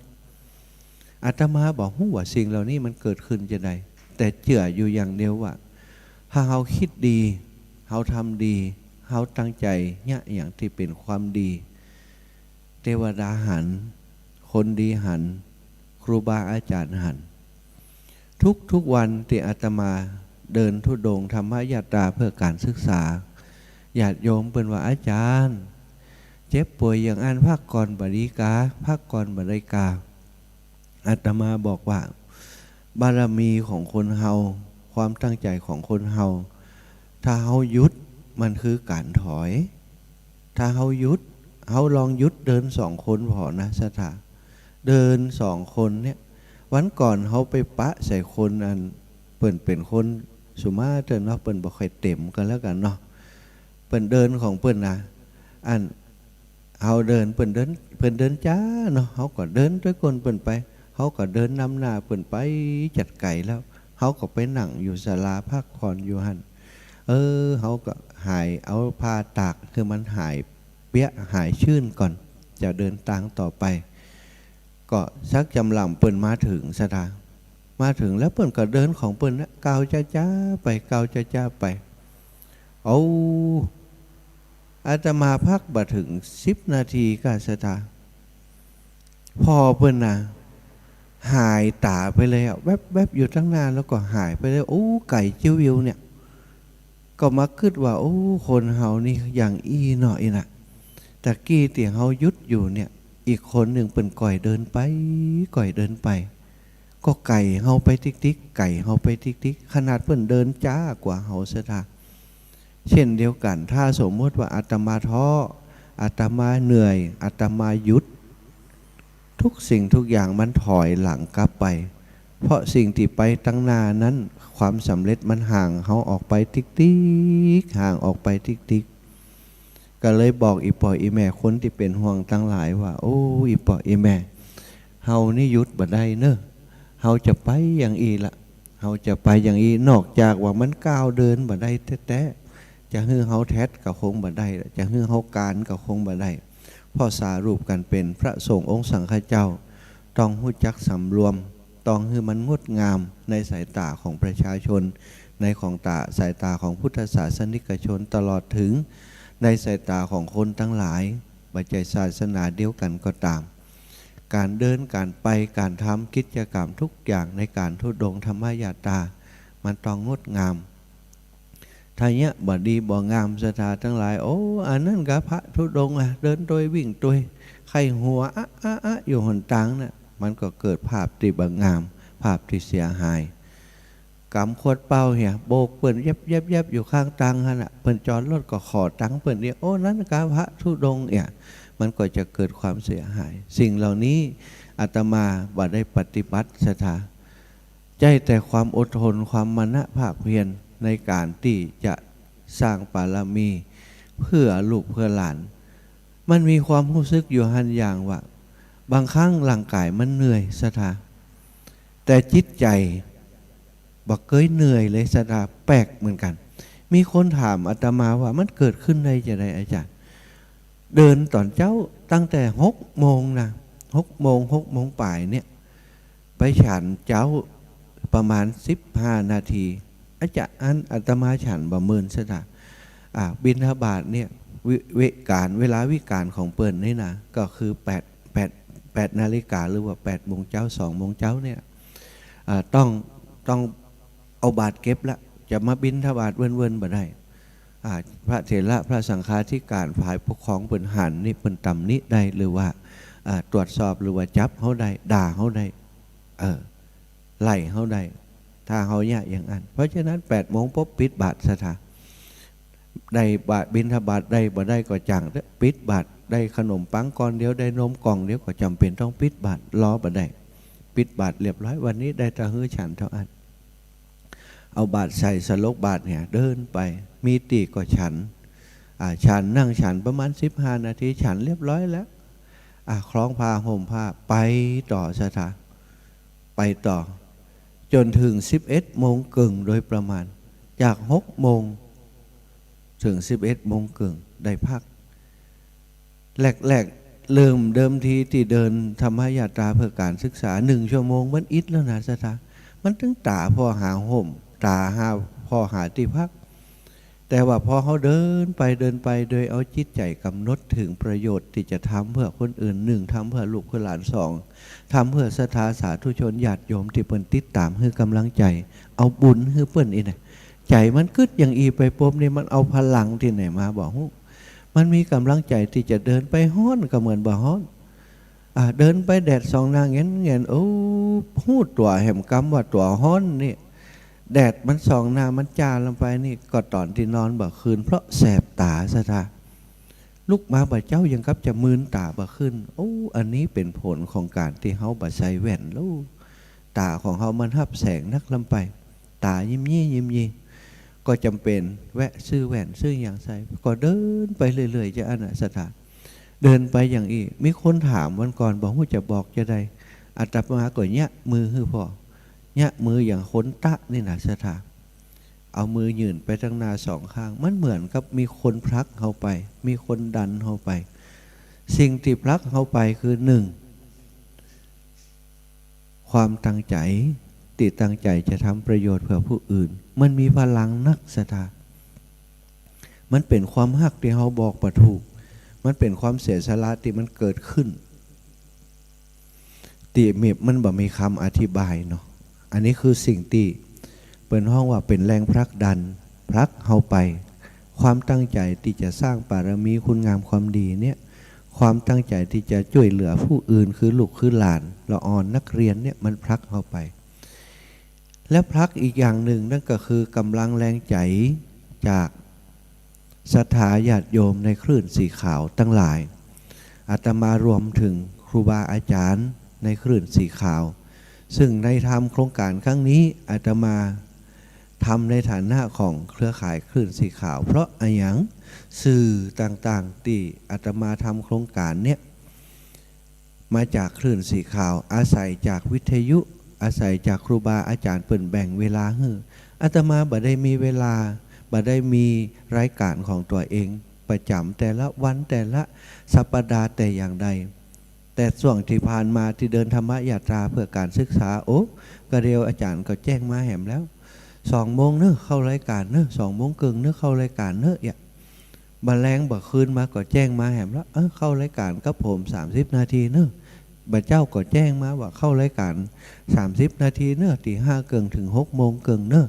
ศรัทธาทั้งหลายอันนี้คืออย่างอันนี้คือพลังติพลักคืออาตมาต้องเดินก้าวไปอย่างมั่นคงและอย่างมีประโยชน์เพราะครูบาอาจารย์เป็นกำลังใจฮื้อตั้งหลังฮื้อโอกาสฮื้อการสนับสนุนอยู่ตั้งหลังเป็นแรงพลักฮื้ออาตมาต้องก้าวไปอย่างมั่นคงและก้าวไปอย่างมีความสุข และอีกอย่างหนึ่งที่เป็นพลังลึกลับคำว่าเทวดาเทวดานั่นน่ะสถาที่ครูบาอาจารย์หรือว่าแม้กระทั่งอาตมาได้กล่าวถึงเสมอเป็นสิ่งลึกลับเป็นสิ่งลี้ลับเป็นสิ่งที่วิเศษเป็นสิ่งที่เฮามองบ่หันกุลของครูบาอาจารย์ที่เปิ้นล่วงลับไปแล้วก็เช่นเดียวกันบ่ใจว่าโอ้คนนี้เปิ้นไปแล้วบารมีเปิ้นบ่มีแล้วบ่ใจนะอย่างที่เฮาเต้าข้ามาทำการทำงานกันมาสร้างมาบูรณะปรับปรุงที่นี่เนี่ยศรัทธาทั้งหลายคนอาจจะคิดว่าโอ้มันบ่เกี่ยวกับอันครูบาอาจารย์รุ่นเก่ารุ่นก่อนเนี่ยเป็นปารมีธรรมของลูกของหลานบ่เดียวนี่กะ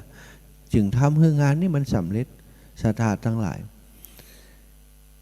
เนี่ยอย่างก็สะดวกเนี่ยอย่างก็ง่ายไปหมดครูบาอาจารย์ทั้งหลายที่มาทำงานกันที่พระหม่อนพระศรีสองเมืองเนี่ยต่างคนต่างเป็นเจ้าอาวาสต่างคนต่างมีทิฏฐิมานะต่างคนต่างมีความสามารถแตกต่างกันออกไปแต่มาเนี่ยการที่นี่เนี่ยกลายเป็นน้ำหนึ่งใจเดียวเป็นคนเดียวกันหมดนะ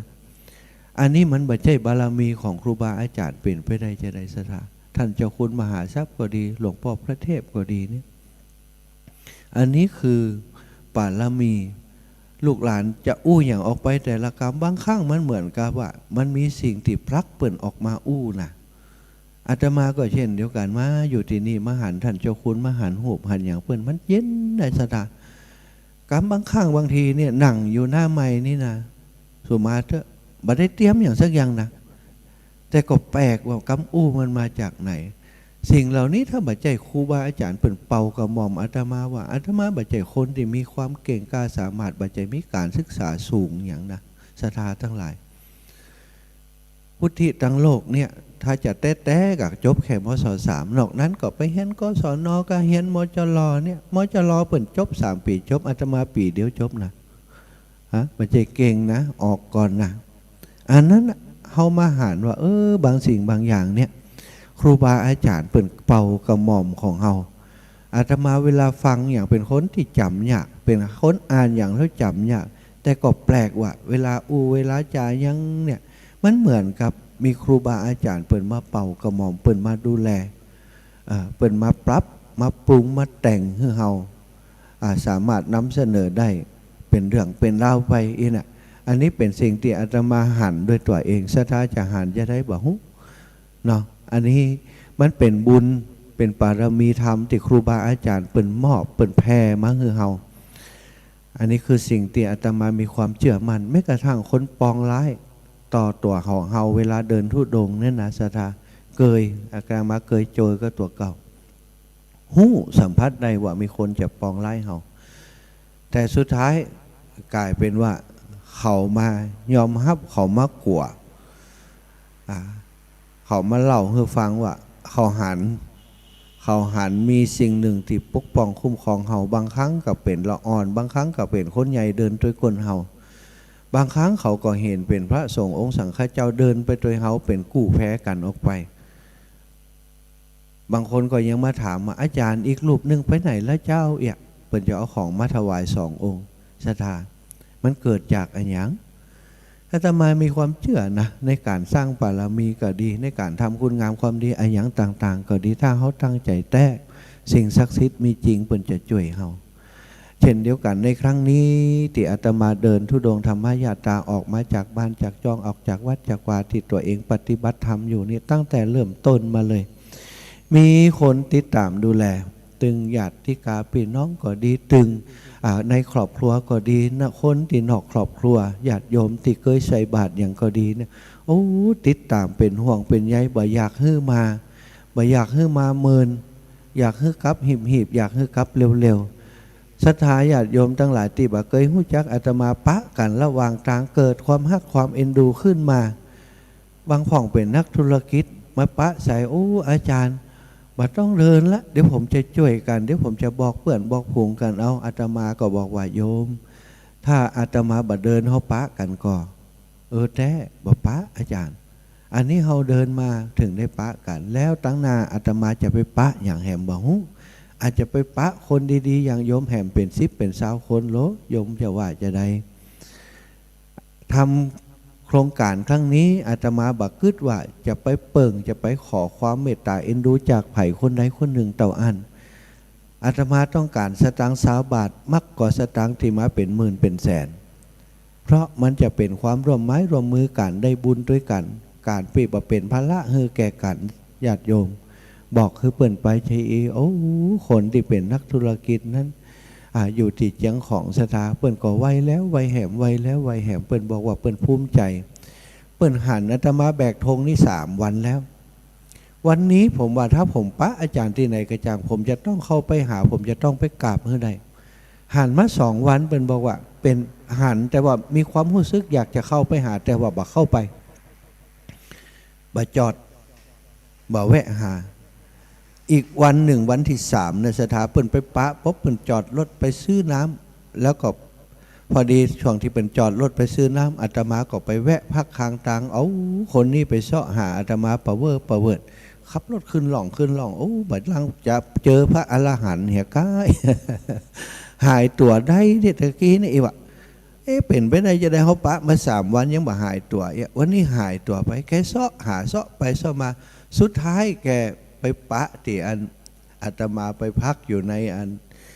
เป็นว่าศาลเจ้าเนาะศาลเจ้ามีงูตัวใหญ่ๆอยู่ในหันนะงูหลุบปั้นนะสถาถ้าศาลเจ้าพญางูอย่างสักอย่างพญางูเขียวก็อย่างเงี้ยตัวบเล็กบเล่นต่างมื้นมันเลยอยู่หันอาตมาก็ไปพักอยู่ข้างหันกวาดตีแหกไปนั่งสมาธิเพราะเหนื่อยแล้วตากผ้าอยู่หันเปิ้นเลยหันเปิ้นเลยเข้าไปในสนทนากันแล้วเปิ้นก็เอาเรื่องราวต่างๆมาเล่าให้ฟังบอกว่าตั้งแต่ผมผ่านอาจารย์เดินนี่นะใจผมเป็นอย่างว่าอาจารย์อยากจะตัวอยากจะสนทนาตัวแล้วก็ธงที่อาจารย์ถือตะโกนไปเวทน่ะผมรับตาผมก็หันว่าสถาอันนี้คืออย่างมันเกิดจากบุญนะอาตมาว่าเป็นบุญเป็นกุศลที่เคยทำแล้วร่วมกันเคยสร้างร่วมกันเคยมีบารมีร่วมกันมาศรัทธาญาติโยมทุกคนก็เช่นเดียวกันที่เราได้มาหู้จักมาคุ้นกันได้ฟังสารธรรมฟังธรรมะจากอาตมาฟังการกันจาบางครั้งแม้กระทั่งเล่นหัวเนี่ยเล่นเอาศรัทธาญาติโยมน้ำตาปิน้ำตาเพียเนาะแต่ว่าเล่าเรื่องอันครูบาอาจารย์รูปหนึ่งเปิ่นมักหวยเปิ่นชอบเล่นหวยไปเมกถามหวยกับอาตมาซึ่งเขาก็ปฏิเสธเปิ่นจะได้กระไดสุดท้ายก็จำเป็นบอกเปิ่นกลายเป็นว่าศรัทธาก็จดไว้ว่า อันนี้จะไปซื้อล่ะศรัทธาญาติโยมเขาบ่รับผิดชอบเนอะเขาบ่ได้ส่งเสริมนะอันนี้ก็แสดงว่าศรัทธาเปิ่นก็ตลกคบขันไปโดยมีความสุขโดยตัวติดตามสิ่งต่างๆที่อาตมาทำแต่วานี้ตื่นตั้งแต่ตี 2ป่ายซะหน่อยนะศรัทธาประมาณตี 2 กึ่งตี 2ค่อนไปทาง45เป็นแล้วได้ยินเสียงระฆังได้ยินเสียงอันลำโพงมันดังแก่กุฏิอาตมานอนในป่าลึกปุ่นนะวันก่อนปุ๊ตูหมอนเป็นไปนอนแตนโมงเหี่ยอาตมาก็เลยมากางเต้นอยู่หิมนี่มันเลยได้ยินเสียงตั้งแต่เจ้าตื่นแต่เจ้าเพราะตื่นมาจะรับต่อก็ไม่ได้แล้วจะต้องต่อตุลุงยองสถาก็จำเป็นต้องลุกขึ้นมานั่งรอตุลุงตั้งแต่ตี 2ป่ายตุลุงจัดรายการตี 3ถึงตี 4ก็มาเปลี่ยนตุลุงจากขั้นมาถึง4 ทุ่ม5 ทุ่มตะคืนเนี่ยสถาแต่ว่าสุมาเล่าความจริงคือฟังตอนเที่ยงป่ายบ่ายฉันก็ฉันบัดเต็มที่เพราะช่วงที่จะฉันเนี่ยตุลุงยองเปิ่นแตนท่านเปิ่นนั้นไปเป็นประชาสัมพันธ์แตนอาตมาก็จะออกมาฉันครับครูบาอาจารย์เปิ่นก็พอดีว่าญาติโยมเปิ่นมาถวายของแล้วก็บอกว่าท่านอาจารย์อีปอครับอีแม่เปิ่นจะขึ้นมาแล้วขึ้นมาได้แม่เจ้าขาหักว่าโหยังไงขาหักเท่านี้กะบ่ใช่เปิ่นขาหักที่บ้านมาแล้วเปิ่นขาหักได้ 2-3 เดือนและบัดเดี๋ยวนี้ก็ยังบ่หายดีแต่เปิ่นอยากหันพระอาจารย์ดีว่าท่านพระครูอภิวัตรลงไปหาเปิ่นแล้วแล้วก็บัดเดี๋ยวนี้เปิ่นอยากหันอาจารย์เปิ่นอยู่ติดหลุมเปิ่นรออยู่ในรถรอว่าอาตมาก็เดี๋ยวจะลงไปหาเปิ่นเนาะก็ลงไปหาเปิ่นอีปอยอีแม่ทั้งหลายกึดเติงหายายอ้วนก็อยู่ตีเดียวกันหั่นน่ะกับโยมแม่ก็โยมปอดตะวาติเปิ่นมารอนั่นน่ะก็ลงไปหาเปิ่นอีแม่เปิ่นขาหักอีแม่บอกว่าแต่อีแม่พยายามจะขึ้นไปหาตันตะกี้ขึ้นไปถึงเนี่ย4-5 ขั้นแต่ท่าน เจ็บว่ะไปต่อบ่ไหวก็เลยคือปอกกับอันอีน้องมันประคองลงมาอยู่ในรถนี่หรอนั่งในรถแอร์ก็บ่เปิดซะทานั่งในรถฮ้อนอยู่หลุมเนี่ยเพราะจะเที่ยงแล้วนะตึงอีปอตึงอีแม่อยู่ด้วยกันท่าน2 คนอาตมาลงไปหันแล้วกัดอกซะทาก็นะก็เปิ่นว่าคนเฮาเนาะก็แปลกดีเหมือนกันเนาะอีปออีแม่มันมีวาสนาต่อกันเนาะแค่ฟังเสียงบ่ได้หันหน้าหันตากันมาก่อนแต่จะได้ว่าถึงได้ฮักถึงได้อยากหันกันคงจะมีบุญสัมพันธ์จะเป็นป่อเป็นแม่เป็นลูกเป็นญาติกาเป็นน้องกันจัดได้เจนได้กับบ่ฮู้นะบ่ฮู้กี่จัดกี่เจนที่เขาเกิดเว้นวายแต่เกิดนี่เอาดีละวันนี้มาปะกันเขาแค้วขาดเนอะที่เจ็บเป็นเย็นอุ่นก็ขอให้หอมให้หายอาตมาเดินธรรมะยาตาก็ขอให้เป็นบุญของอีปออีแม่เนอะทุดงควัดในครั้งนี้ให้อีแม่ได้หายดิบหายดีอีแม่เปิ้นถ้าจะกัดอกเหมือนกันนะพอหน้าเปิ้นนี่ยิ้มตัวก่อนน้ำตาสิจะปิตัวสถากันอยู่หันกับอีลาเปิ้นก็ลงจากทางบนไปก็ถ่ายรูปถ่ายอย่างก็กลายเป็นรูปครอบครัวนะแต่ว่านี่ป่อแม่ลูกได้ลูกบ่าวเป็นตู้เจ้าแห่งตัวหนึ่งอาตมามักจะบอกให้ศรัทธาทั้งหลายตลอดเวลาว่าถ้าอายุนักกว่าอาตมาเนอะ60 ปลายไปแล้ว70 ปลายไปแล้วก็ถือว่าอาตมาเป็นน้องเป็นนุ่งเป็นลูกเป็นหลานเนอะห้องได้เลยตุลูกอีบาขังห้องเตอะแล้วก็มีความรู้สึกจะอันมันจะได้บุญด้วยกันถ้าเขามีลูกคนหนึ่งบวชเป็นตู้เจ้าคนเฒ่าคนแก่เปิ่นจะปาเฮาไปสวรรค์อิมเจกาอีปออีแม่เพราะฉะนั้นถ้าอีปออีแม่มีความรู้สึกว่าเฮาเป็นลูกก็ขอให้กึศเตอว่ามีลูกเป็นตู้เจ้าอยู่ตนหนึ่งอุปถัมภ์ดูแลกันไปกำลังใจกันไปเฮาทำบุญยังกับอนุโมทนาโดยไปอันนั้นก็จะเป็นบุญของอีปออีแม่ไปในที่สุดพ่อแม่ในชาตินี้ของอาตมาโยมป่อเสียไปแล้วโยมแม่ไม่อยากค้ำเกิดวันนี้ศรัทธาเกิดวันนี้วันที่14 กุมภาอาจารย์ถามว่าวันที่14 กุมภาเป็นวันอย่างไม่ยายคำยายบอกว่าเป็นวันอังคารนี่นะบอกหู้เรื่อง14 กุมภาคือวันอะไรอย่างแต่หู้ว่าเป็นวันเกิดของตัวเก่าท่านบ่ได้สำคัญมั่นหมายว่าเป็นสำคัญอย่างอื่นจะได้ลูกหลานจะจำวันเกิดของยาได้เพราะเป็นวันสำคัญวันที่14 กุมภาวันแห่งความรักยาคือคนที่มีความฮักคือกับลูกกับหลานทุกครูทุกคนแล้วก็จะห่วงอาตมาเป็นพิเศษบอกเป็นอย่างเพื่อนนะห่วงสะปะสะเปดตอนเป็นฆราวาสเนี่ยกินเหล้าน้อยนี่เมาพอนักเท่าใดนี่นะเมาหมอกแหมวันนี่เนี่ยการมาได้อีนะเมาพอนักนี่นะเดือดร้อนตัวเป็นอย่างเป็นเปลวปนานมันเป็นผู้อาจารย์มันมาเมาได้ยังไงเดือดร้อนหูไหมวันคำลูกเมียยังบาดจมแต่ยาเนี่ยเปิ่นจะห่วงทุกสิ่งทุกอย่างมาบวชเป็นตู้เจ้านี่ก็ห่วงแต่สุดท้ายมาตอนที่เขาเดินธรรมยาตราเปลี่ยนแล้วนี่ให้ศรัทธาให้โดยกลอัน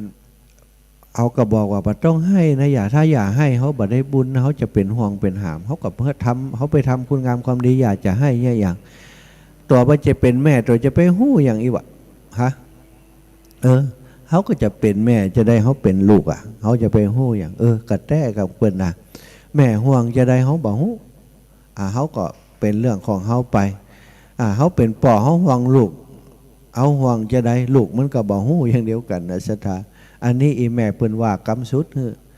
อันพอหูบเขาเดินทุดงธรรมะยาตาเขาส่งให้น้องให้นุ่งเขาพอขอไปพอให้แม่พอแทนที่จะดีใจให้แล้วเป็นเดือดเป็นร้อนบอกให้ตุ๊กลับเหี่ยบ่ได้กะอีแม่นี่ตุ๊กใจด้วยนะมันจะใจเงินแต่อีแม่จะถอนมาอีวะ อีน้องก็บอกว่าอีแม่เปิ่นไปทำบุญเปิ่นไปทำปาละมีเพื่อนจะไปห้ามเปิ่นจะได้จะไปเนี่ยคือเปิ่นขาดบุญขาดนี่ได้จะได้สูบไปใจหู้อย่างสูบไปใจตุ๊กอย่างกูสูบไปใจเป็นแม่เอาไปเอามาไผ่ป้อบักกาตัวนะ ปีนี้ก็เลยขอร้องว่าอีแม่ห้ามพอทุกคนเฮานะห้ามไปส่งเฮานะวันนั้นตอนที่เฮาจะออกเดินทางมาศรัทธาเฮาเขอีน้องเอาอีแม่ขึ้นนั่งในรถเนี่ยอีน้องขึ้นรถมาเป็นวันนั่งให้ในรถให้มาว่าความห่วงใยของปอกของแม่เป็นเรื่องธรรมดาเนาะศรัทธาวันนี้วันเกิดโยมแม่เนอะอย่าวันนี้ก็ส่งบุญมาคืออย่านะนั่งฟังอยู่เนาะ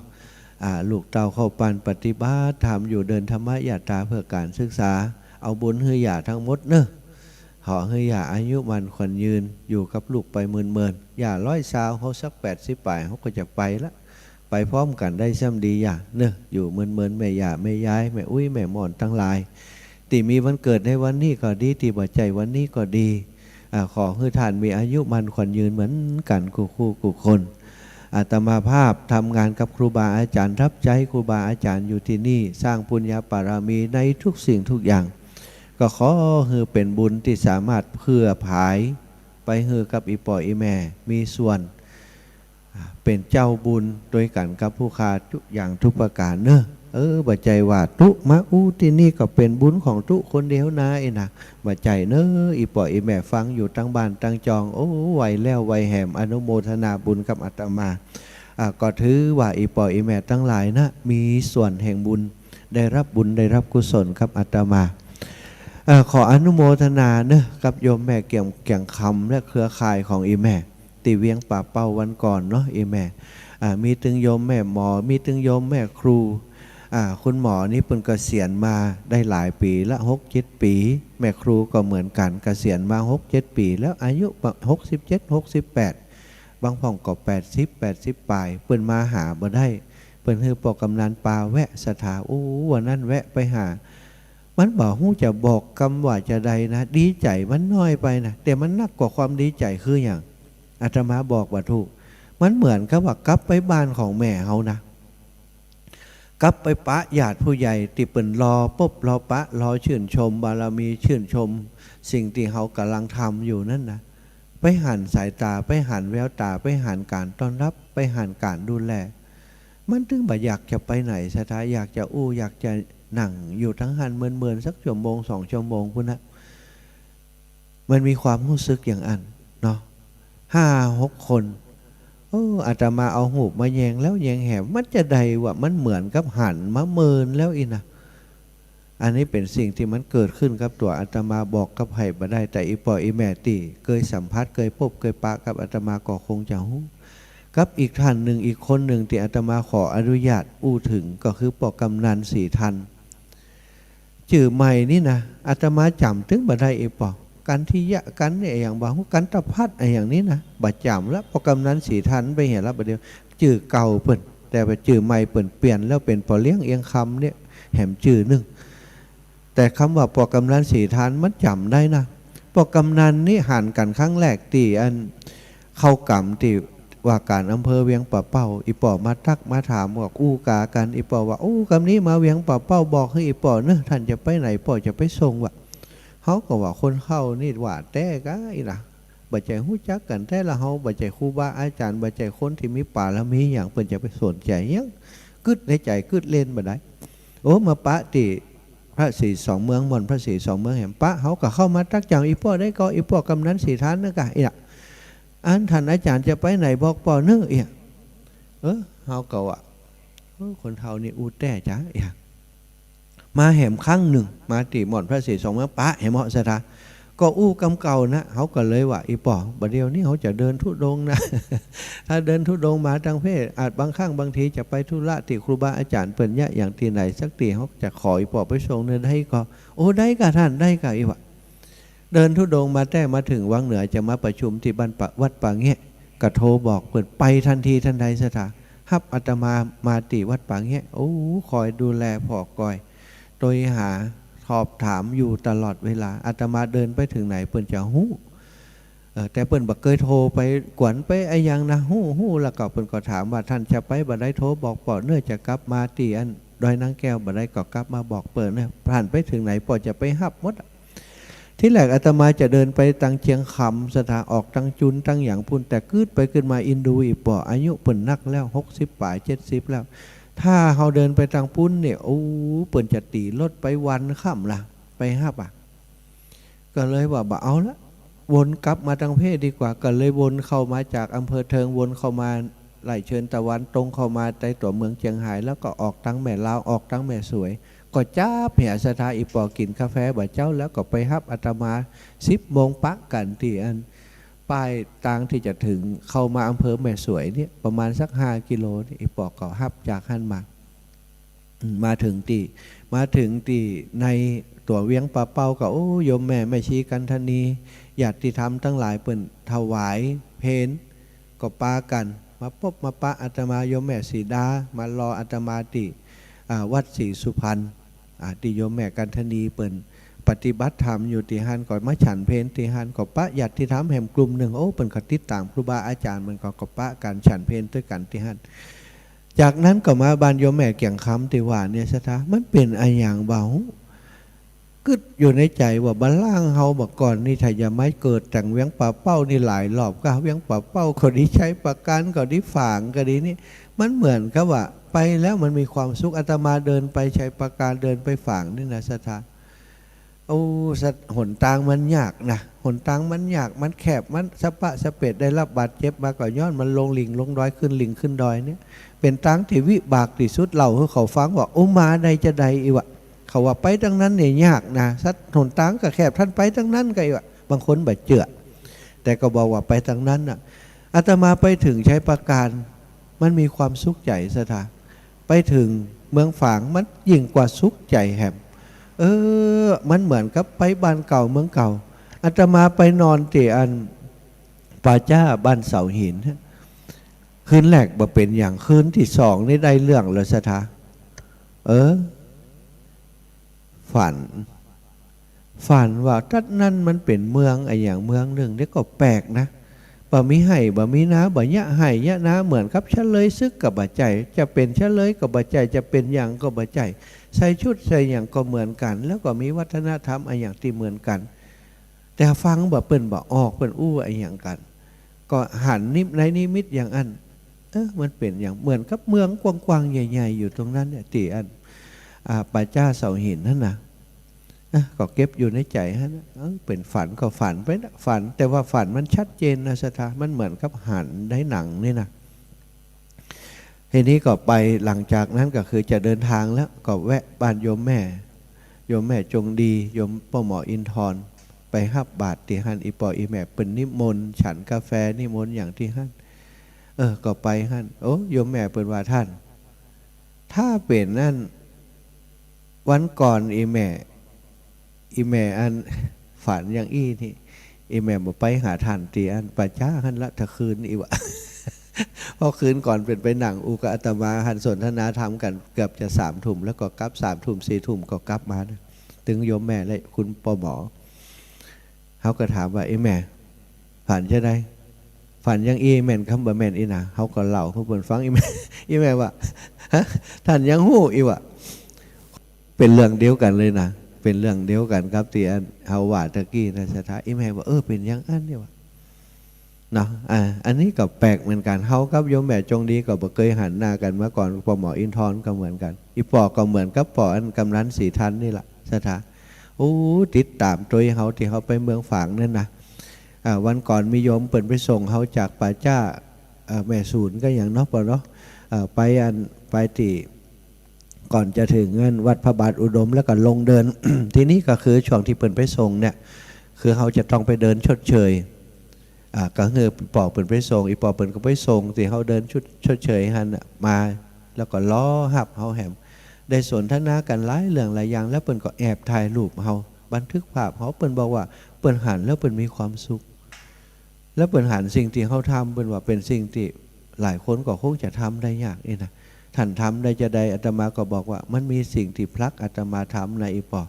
บาใจว่าคืดแล้วอยากทำเอาสนุกบาใจมันบอกบาถูกมันต้องทำมาได้นะอันนี้ก็กลายเป็นญาติเป็นปอเป็นแม่กันไปในตัวสถานทั้งหลายอันนี้ก็เป็นปากินนะกาสเปเหระคนเขาจะเนี่ยอย่างสักอย่างหนึ่งมันมีคำคมของคนที่ประสบความสำเร็จบอกว่าต้องอดได้ทนได้รอได้สถานทั้งหลายคนที่ประสบความสำเร็จทุกคนแม้กระทั่งพระพุทธองค์ของเขาก็เช่นเดียวกันอด6 ปีปั่มเป่งความเพียร6 ปีถูกพ่องบาทุกพ่องงมเหมือนกับงมเข็มในหาสมุทรไปหาครูบาอาจารย์ก็ได้ปฏิบัติเขตัวเก่าจะได้ก็ได้ทำเรียกว่าบำเพ็ญพจน์เนี่ยจ จนที่สุดของคนทั้งหลายเนี่ยบ่ได้พระพุทธเจ้าเนี่ยมดแต่บ่ใจต่างแต่สุดท้ายด้วยความที่พระองค์อดได้ทนได้รอได้บรรลุเป็นพระอรหันตสัมมาสัมพุทธเจ้าการบำเพ็ญบารมีบ่ใจว่าแค่ชาตินี้สถาชาตินี้เขาพบพระพุทธศาสนาก็เพราะชาติก่อนเขาปรารถนาไว้เขาปรารถนาจะมาพบสิ่งดีสิ่งงามเขาก็มาพบครูบาอาจารย์เขาถึงได้พบได้ปะกันได้ฮักกันได้ทำงานด้วยกันอันนี้คือวาสนาคือปารมีที่เขาสร้างสมกันมาเพราะฉะนั้นเป็นสิ่งที่ข้ามภพข้ามชาติเป็นความอดทนการรอคอยที่เขาอดทนกันมาอดได้ทนได้รอได้เขาถึงได้มาพบมาปะกันได้มาสร้างคุณงามความดีด้วยกันฝากกับอีปออีแม่ทั้งหลายเกิดอะไรอย่างขึ้นในชีวิตก็ตามคืออดได้ทนได้รอได้โอ้ลูกหลานเขาอู้กำบ่ม่วนหูใส่มาต้องอดได้ต้องทนได้ต้องรอได้รอเพื่อเขาได้มีสติรอเพื่อเขาได้มีกำกึดจะไปตอบโต้จะไปเกลียดจะไปโคดสร้างความทุกข์เขาตัวเก่าอยากจะได้อย่างอดได้ทนได้รอได้เน้อศรัทธาอีปอยอีแม่ทั้งหลายอาตมาภาพทุกวันนี้ใจกระถาบทเดียวอดได้ทนได้รอได้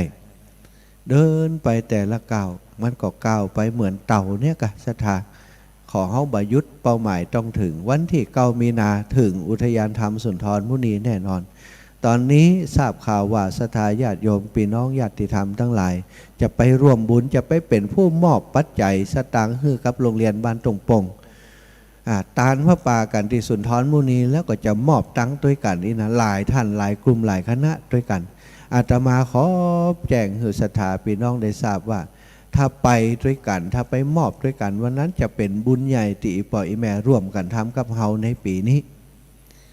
เขาจะให้อีปออีแม่ทุกคนได้มีส่วนในการมอบปัจจัยที่เขาได้ทั้งหมดจะได้นักได้น้อยปัจจัยสำคัญขอให้เขาได้ทำแล้วก็มอบให้กับโรงเรียนด้วยกันเขาจะมอบด้วยกันมอบพร้อมกัน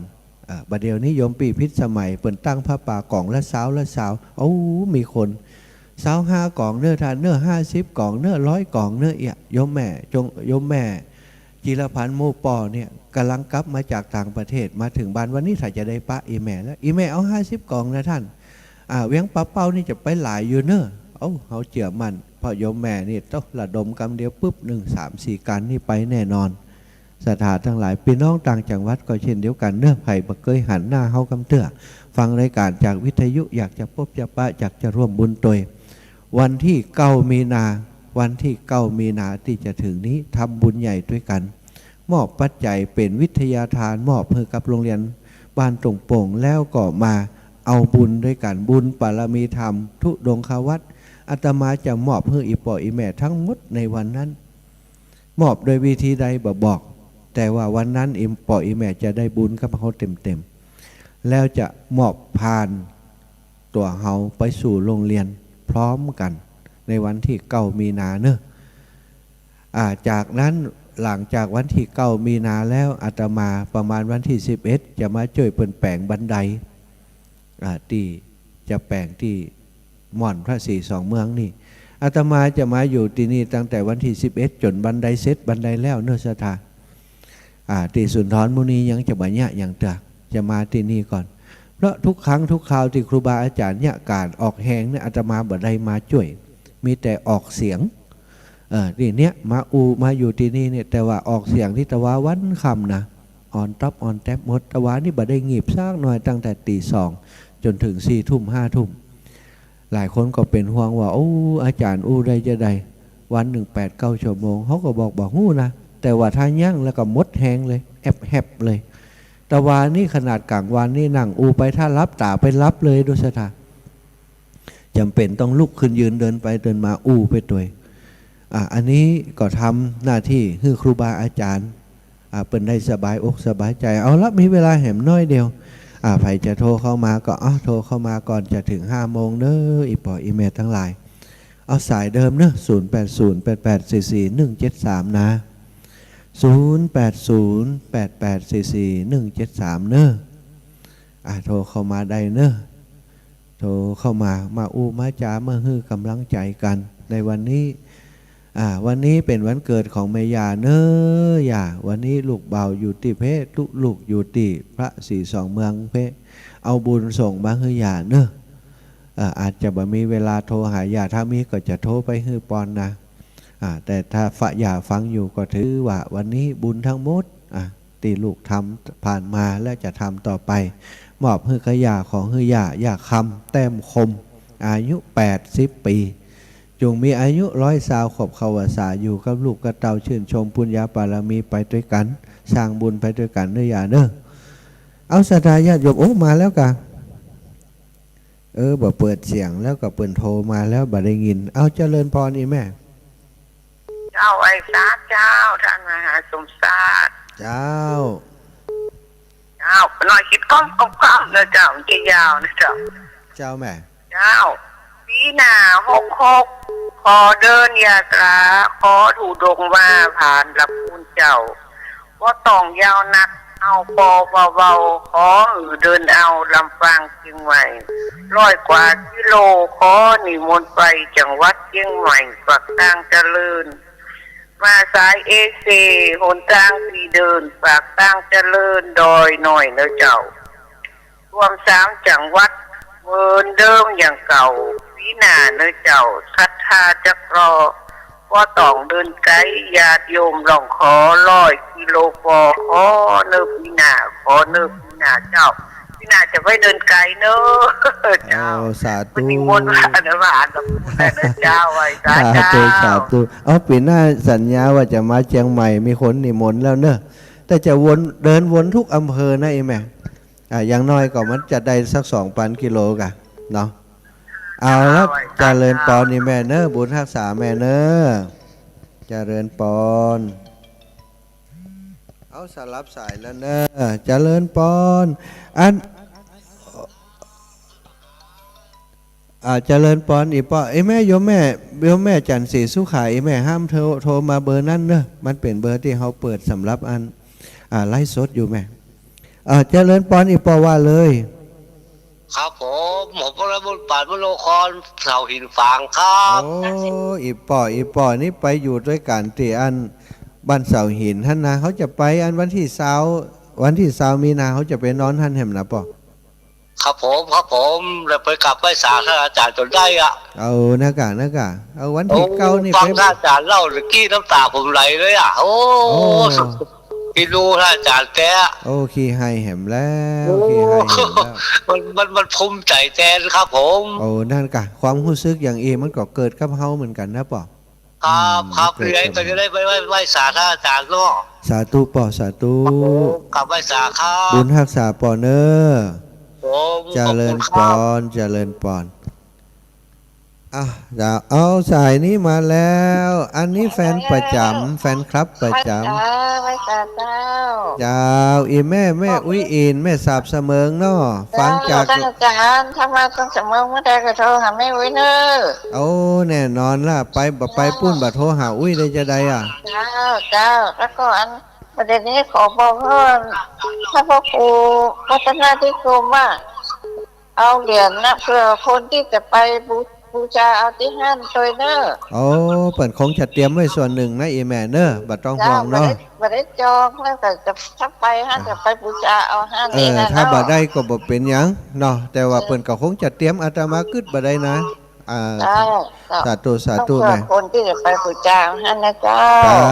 สาธุบุญรักษาเดินป่าเดินดงนะโอ้บุญที่สุดละเจ้าเจริญปอ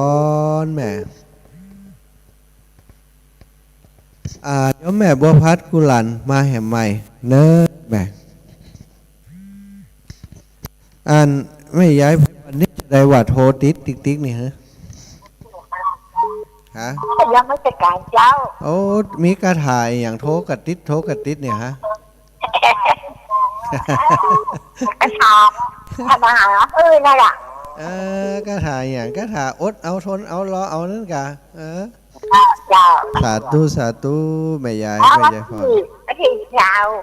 ไอ้เจ้าหูล่องแดงไปจะรอพระเจ้าอ๋อบัดได้ไปเขาเดินอยู่อีแม่เขาเดินได้เห็นได้ จ้า บ้านเรามันต้องตกให้หาอาจารย์ บ่หันนะเขาเดินอยู่นะเขาเดินอยู่มันยังจะไปแอวทิกๆบ่ได้นะเขามีรายการแขนมาดอยนางแก้วน่ะกับอันไปพระบาทอุดมวันนั้นน่ะ เราหนานะคะ กับฝ่ายหินเหี่ยอันวันหน้าก่อนแม่ยายพรจะฮับสายอื่นก่อนนะยายเดี๋ยวโทรมาหลังไหนเนอะสาธุเอาแม่ยายที่สายลุดไปตะกี้โทรมาแห่ใหม่เนอะแม่เนอะเอาโทรมาแห่ใหม่0808844173เนอะแม่จันฟองเจริญปอนอีแม่ ไปสาเจ้า เจ้าแม่ แม่จันท้องมันบงดอนโอ้โหเป็นว่าเป็นลูกแม่ค้ำพอค่ายแหละ อ๋อแม่นกะ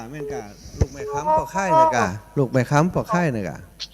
พอค่ายเนี่ยตะกอนเป็นมาอยู่วันแม่นี่มาสอนปีไอเป็นจังซอหน้านิมนต์มาวันแม่เนอ โอ้ได้กะไปตรงกรุงเมื่อนี่กับพบแม่ด้าแม่ค้ำก็ได้อู้กันอยู่ลูก โอ้ กินข้าวด้วยกัน โดนั่นกันนะมันความจริงก็เป็นญาติพี่น้องกันหมดกันนะแม่เนาะ เจ้าหูแม่หู ตู้ บ้า ลู น กเนอะกำนี้ก็เป็นตู้ลูกตู้เต้าก็โทรมาด้วยเนอะแม่เนอะ เจ้า สาธุบุญฮักษา จีแม่ก็เลยดูว่าหน้านิมนต์มาวันแม่เนี่ยแม่เนอ เจ้าแม่บุญฮักษาเนอะ กำลังใจเนอ เจ้า ถูก เอาสลับสายก่อนเนอะอันโยมแม่แดงดอกตะล้อมเนอะโยมแม่บัดต้องโทรมาอันเบอร์แหมเบอร์นั่นนะเบอร์ไลน์ที่แม่โทรมาตะกี้นั่นเขาใจสำหรับถ่ายทอดสดอยู่แม่เจริญปอนโยมแม่ปานีกะ เจ้าแม่ปณีเนอ เจ้าแม่ ฟังแล้วมันก็แคบอกเนาะอู้ใจผมแค่ได้เจ้า เเจ้าจ้าสงสารท่านเจ้า เจ้าแม่ เจ้าเป็นกำลังใจท่านนะเจ้า เจริญปอนนะแม่หมดเวลาพอดีได้ดิแม่ล่ำเวลาเปิดแล้วนี่ตี4:59เด้อสายตีต่อไปแม่บัวพัดกุหลันเขาบ่ได้ครับเด้ออาจารย์เดี๋ยว5 โมงนี้จะเป็นรายการของคนอื่นเนาะอาจารย์นั้นหนุ่มแม่นก่อเจริญพรอยู่ตุ๊กพี่หนุ่มรายการต่อจากนี้คือ หรือว่าไปต่อได้อยู่สักหน่อยเจริญปอนโยมแม่เจ้ากำลังใจท่านเนอะเจ้าโยมแม่พระพุทธพระธรรมพระสงฆ์จงปกป้องรักษาท่านโดยขอท่านอยู่กับบัวมันแหลกจะไปตลอดนะท่านเนอะอีแม่ก็เหมือนกันอยู่ด้วยกันไปสร้างพุญบารมีด้วยกันไปมีสุขภาพแข็งแรงเนอะแม่เนอะวัฒนาที่ได้พลังตาไปส่วนหมู่เนอะหน้ากะปั๊มเป่งไปแม่ปะแน่ลอกของยังอี้นะถึงเวลามันจะบอกตัวเฮาเองเนาะแม่เนาะเจ้าสาธุเนอะบุญรักษาแม่เนอะท่านเนอะเจริญปอน เจ้าสวัสดีโยมแม่แดงดอกตะล่อมอีแม่โทรมาแหมเบอร์เนอะแม่เนอะแม่โทรมา0808844173เนอะโยมแม่แ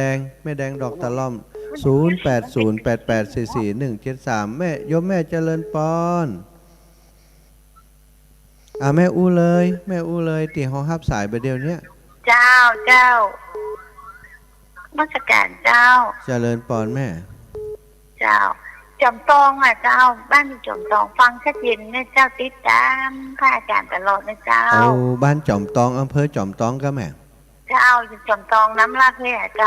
จ้าเคยไปปะท่านแล้วเจ้าดีใจเจ้าดีเคยปะท่านที่พระศรี2 เมืองเตี้ย1นะเจ้าแล้วก็ติดตามพระอาจารย์ตลอดเจ้าขอบคุณเลยแม่มีโอกาสเจ้าจะไปกินไปทานเจ้าจะอยู่จอมตองเจ้าจะไปจมูกไปนะเจ้าขอบคุณ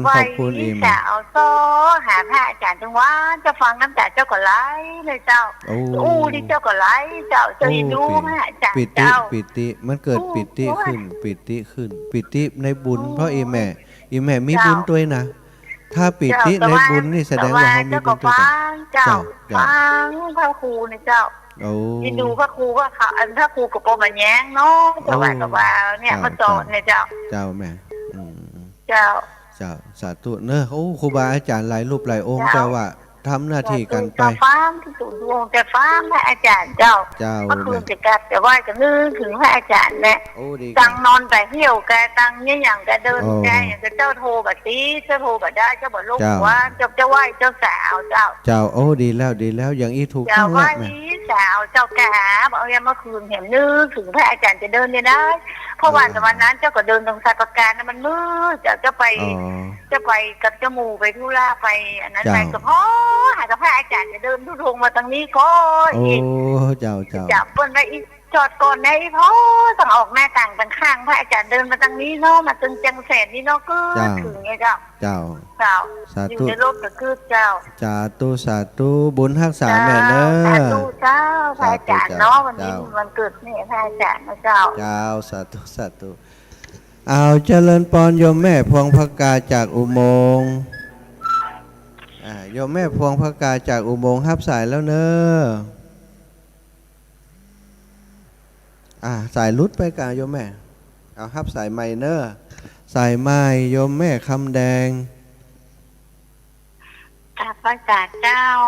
มาจากเมืองฝางเจ้าเมืองฝางแหมแล้วเมืองฝางนี่หลายเนอะนั่นน่ะสุดน้อยเจ้าเป็นคำแต่งงมีเจ้าแม่ที่ตามท่านมากับน้องแต่บางครั้งผมได้โทรน้องบางครั้งโทรติดเจ้าขอไหว้สาเป็นบุญเป็นส่วนแป๊ะด้านพวกเจ้ามหาสมจาดเจ้าจ้าเจ้าได้ดีตอนที่ไปวัดหนังแก้วดีกะแม่เนาะสร้างบุญด้วยกันไปแม่เฮาก็จะติดตามครูบาอาจารย์สร้างบุญไปด้วยอย่างเปิ่นสร้างที่ไหนในเครือข่ายก็จะช่วยกันไปเนาะแม่เนาะชาวบ้านแม่สุดน้อยนี่นะจ้ากันหลายเลยดีกะได้โทรจ้างเจ้านั่นแหละเป็นคนที่โทรในหมู่บ้านในสุดยอดดีเป็นตัวแทนเปิ่นเนอะเป็นตัวแทนเปิ่นเจ้าโอ้ครูบาอาจารย์เปิ่นฟังตัวเปิ่นฮู้ละบ้านแม่ศูนย์ฟังกันนักเนอะจะเดินปอนฟังกันที่เจ้ากูแรงเนี่ยเจ้าเมื่อคืนก็ฟังเจ้าแม่ขอเป็นบุญเป็นกุศลนะสาธุบุญรักษาแม่เนอะ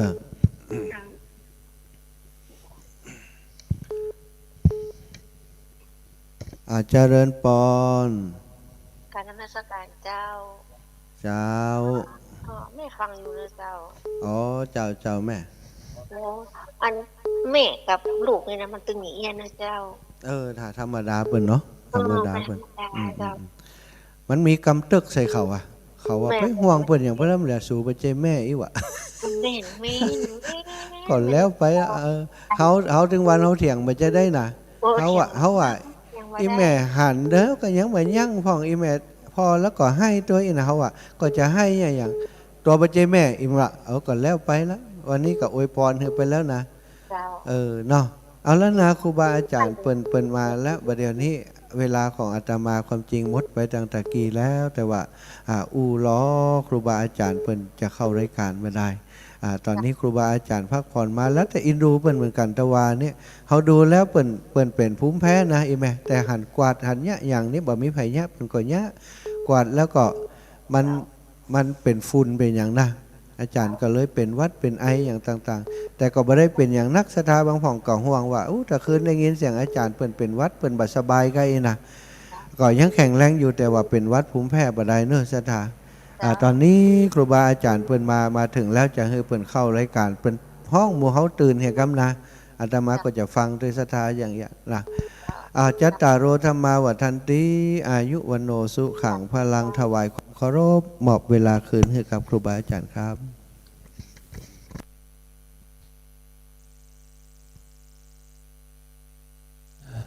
ตอนนี้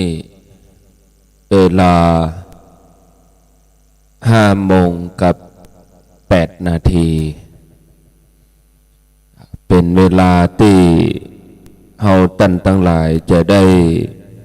ร่วมกันเจ้าแล้วก็เจริญพุทธมนต์เพื่อความเป็นสิริมงคลกับสถานที่ กับบ้านกับจองกับหอกับเฮือนของศรัทธาญาติโยมทั้งหลายวันนี้เป็นวันจันทร์ที่14เดือนกุมภาพันธ์พุทธศักราช2565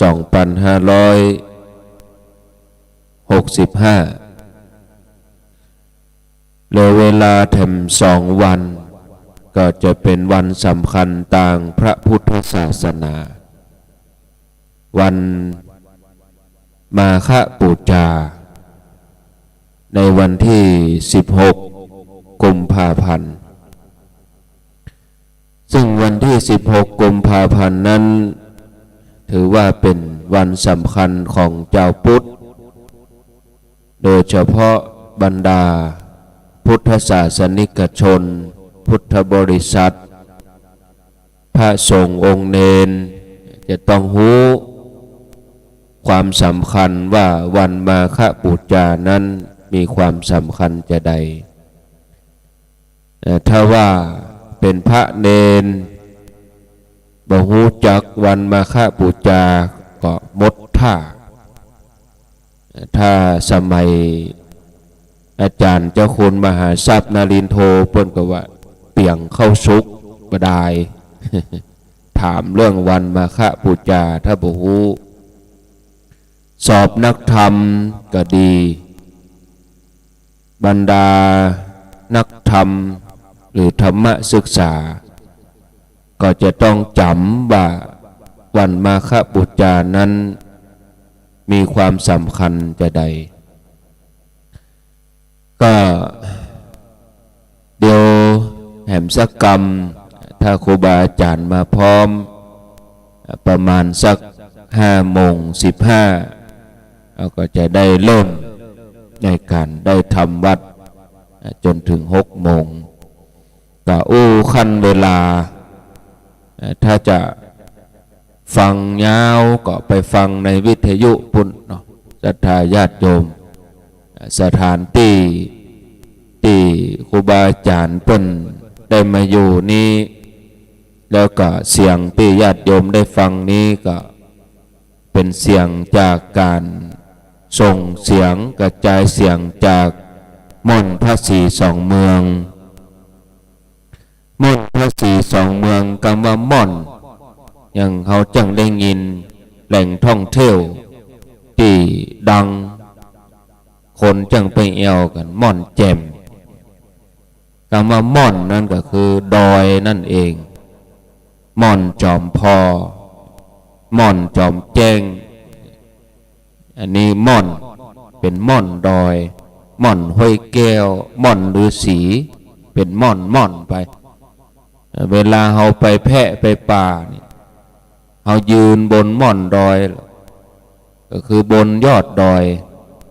ไปหันดอยแถมม่อนสีไก่เตียวไปไปเสาะเห็ดเสาะหน่อมันไก่ได้เห็ดได้หน่อก็ม่วนไปฮักหน่อได้เห็ดเตียวไปม่วนไปถึงดอยแหมม่อนนั่นมันม่วนดอยม่วนคือม่วนธรรมชาติม่วนแมกไม้นานาพันธุ์มนุษย์เรานี่เรามาอยู่นี่ถือว่าเรามาปลอมแปลงธรรมชาติเดิมนี่เปิ้นก็อยู่ของเปิ้นแต่เวลามนุษย์เราไปอยู่ที่ไหนนี่มันก็จะไปเบียดเบียนธรรมชาติฉะนั้นญาติโยมกิจกรรมแต่ละที่ปัจจัยเฉพาะที่42 เมืองหรือทุกที่ที่เราไปอาศัยธรรมชาติญาติโยมสังเกตว่าอำเภอปายจังหวัดแม่ฮ่องสอนเมื่อ 3-4 ปีก่อนที่โควิดจะมีเนี่ยดังไผ่กับไปอำเภอปายเมื่ออำเภอปายจังหวัดแม่ฮ่องสอนดังนักเข้าบรรดา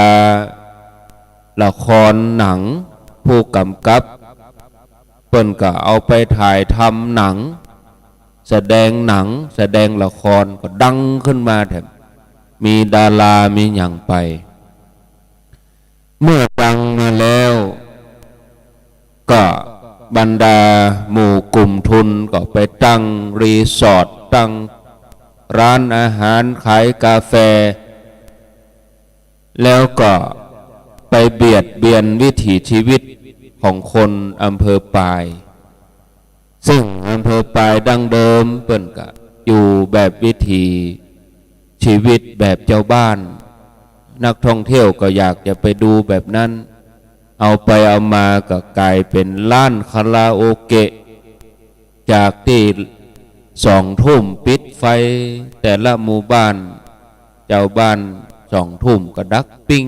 ปิดไฟนอนกินข้าวแรงแล้วก็หลับบ้านไผ่บ้านมันเมื่อมี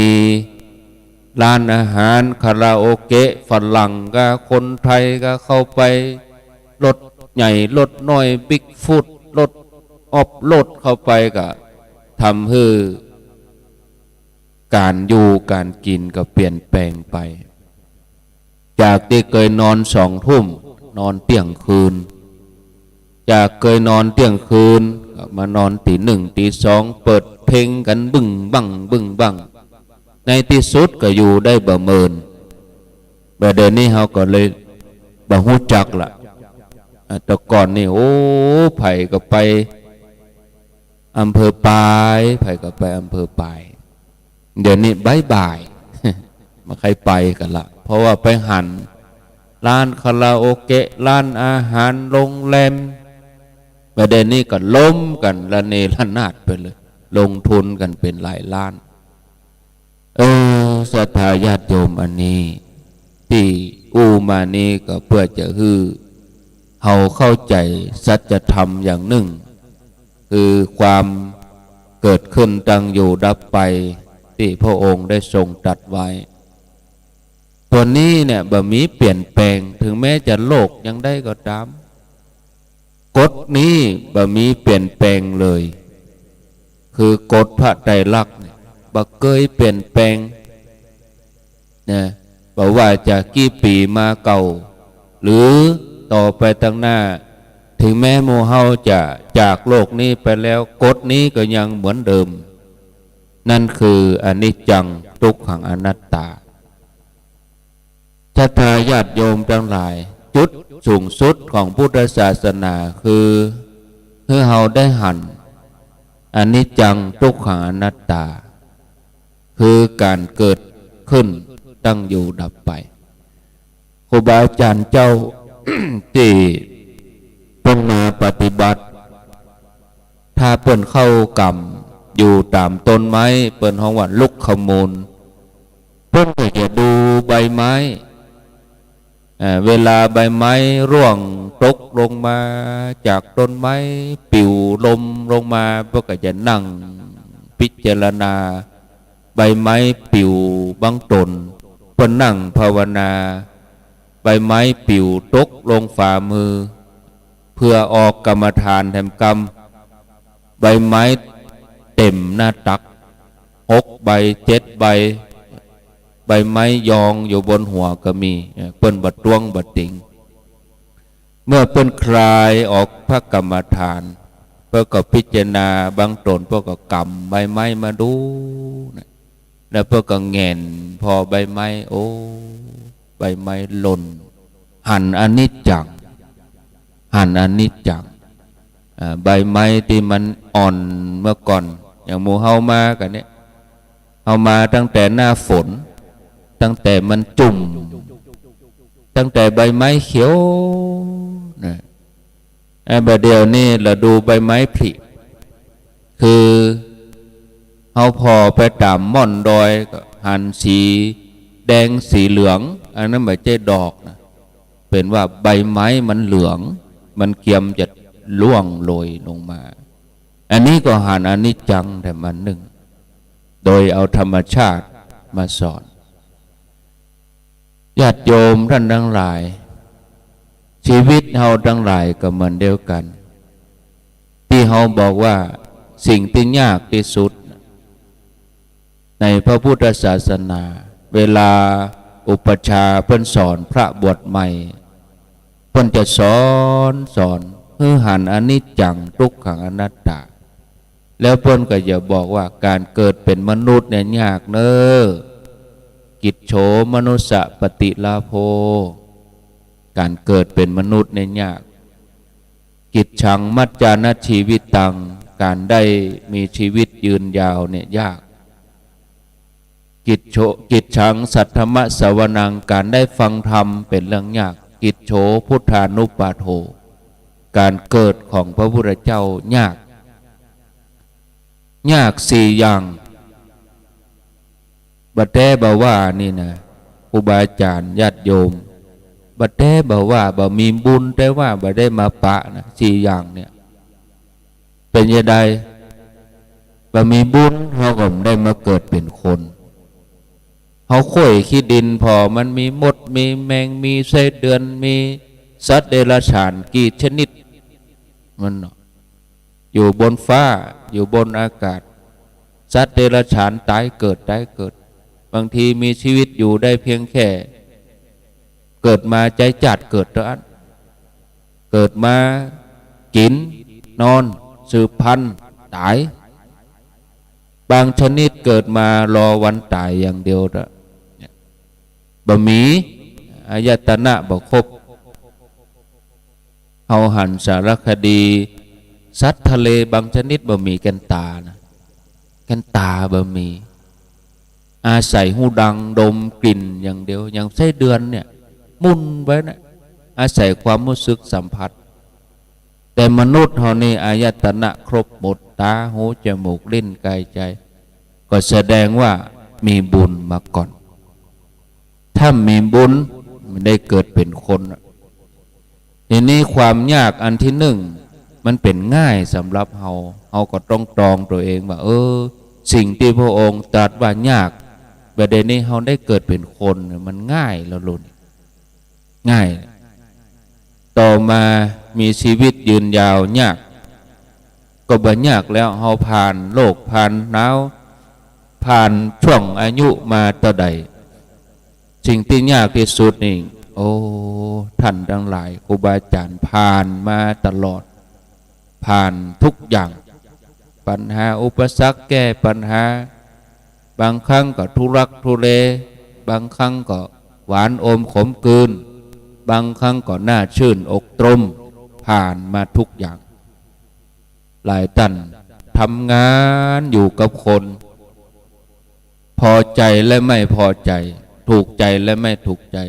บางทีก็ถูกใจเขาไม่ถูกใจเราบางทีถูกใจเราไม่ถูกใจเขาอยู่กับคนแต่เขาก็ผ่านมาจนหอดมีชีวิตอยู่ได้สังเกตว่าบางคนนี่เกิดมาก็ไปฆ่าตัวตายเนาะยังหนุ่มยังน้อยอยู่วัยรุ่นอย่างวันเนี้ยวันที่14 กุมภาพันธ์อกหักน้อยก็จะตายลืมป่อลืมแม่วันนี้เขาตึงลืมหมดปุ่นวันนี้เขาจะซื้อดอกกุหลาบเอาไปให้แฟนเขาปุ่นก็แล้วแต่อันนี้เป็นวัยของเขาแต่ว่าถ้าเขากึดเห็นน้อยว่าวันนี้เขาควรจะฮักคนใกล้ตัวเขาก่อนแสดงความฮักป่อฮักแม่ฮักปี่ฮักน้องที่สุดคือรักตัวเองนอนบางคนเนี่ยอกหักน้อยเอามีดมากรีดแขนประท้วงยืนบนสะพานประกาศให้คนรู้ถ่ายทอดสดฉันจะตาย ตายเนี่ยยังประท้วงแฟนบอกเลิกนานจะตายเนี่ยบ่ตายคนเดียวเปื่อนหูเนี่ยยังอันนี้ญาติโยมทั้งหลายเอามาเกิดถึงเขาบัลักชีวิตตัวเองบันึกถึงแม่เบ่งมาแล้วใครตายแม่ใครฮื้อออกมาใครฮื้อออกพอโลกใครฮื้อมืนตาพอโลกเพื่อได้ชีวิตมาแฟนปฏิเสธน้อยเดียวตายนั่นนี่กว่าจะได้ชีวิตไม่ใช่มาให้บดีนะเอาละค ครูบาอาจารย์มาพร้อมละก็เดี๋ยวก็ไปอู้ต่อ6 โมงป่ายตอนนี้ได้เวลาก็นิมนต์พระคุณเจ้าจากวัดฝ่ายหินสักรูปหนึ่งได้จุด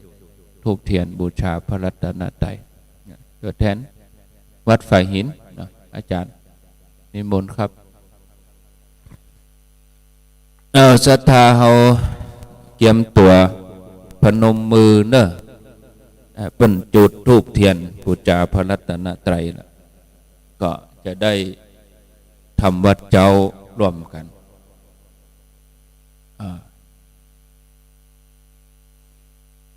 อยู่ในบ้านก็สวดด้วยกันเนอะศรัทธาเฮาทั้งหลายเจ้าสุดท้าย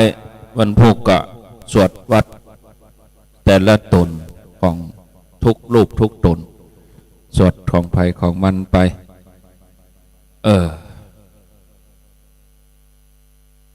ศรัทธาเมื่อก็สวดที่บ้านฟังอยู่นี่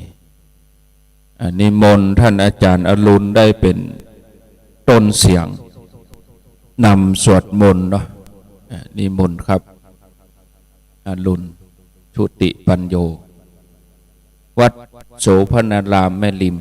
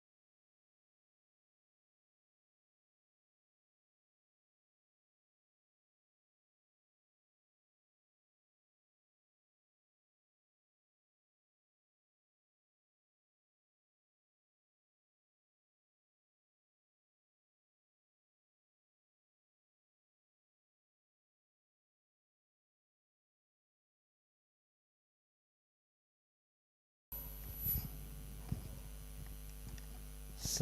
วากขาโตภะคะวะตาธัมโม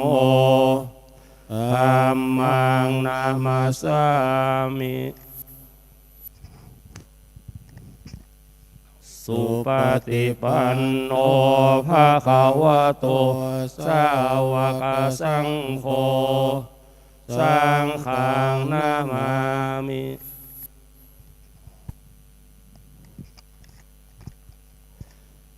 หันธรรมยังพุทธัสสะภะคะวะโตบุพพาคณมการังกโรมะเสนะโมตัสสะภะคะวะโตอะระหะโตสัมมาสัมพุทธัสสะนะโมตัสสะภะคะวะโตอะระหะโตสัมมาสัมพุทธัสสะนะโมตัสสะภะคะวะโตอะระหะโตสัมมาสัมพุทธัสสะหันธรรมยังพุทธาภิตุติงกโรมะเส โสตถาคโตอะระหังสัมมาสัมพุทโธวิชาจารณะสัมปันโนสุขโตโลกวิทูอนุตตรปุริสธรรมสารถิสัทธาเทวมนุษสานังพุทธภควาโยอิมังโลกังสเทวกังสมาระกังสพรหมกังสัสมณพามมณิงปะชังสเทวมนุษสังสยังอภิญญาสติกัตวาปเวเทสิโยธรรมังเทเสสิอาทิกัลยานังมัจเจกัลยานังปริโยสานกัลยานังสัทธังสัพพยัญชนะเกวะปาริปุณังปริสุทธังธรรมจริยังปกาเสสิตามหังภะคะวันตังอภิปูชยามิตามหังภะคะวันตังศิรสานามามิ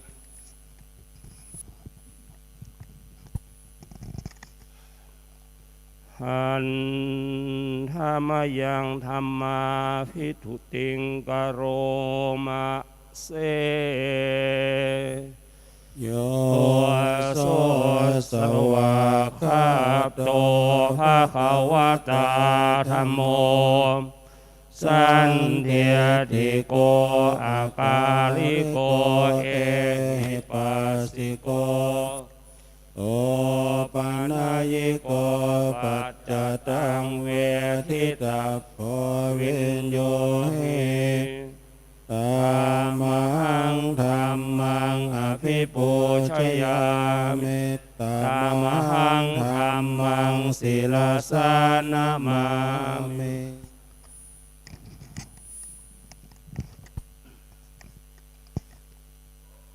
หันธรรมยังสังฆาภิทุติงกโร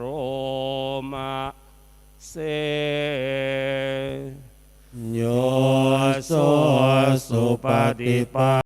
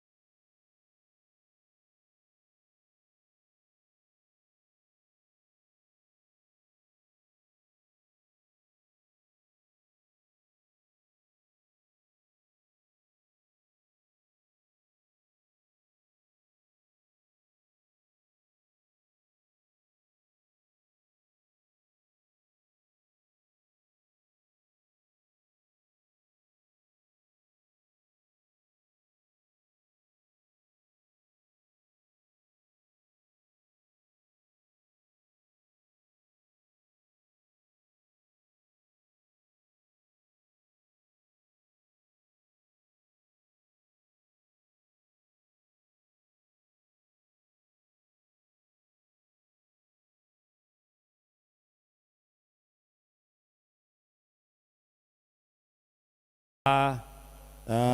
มหังสังฆังอภิปูชยามิตามหังสังฆังศิลสานามามิ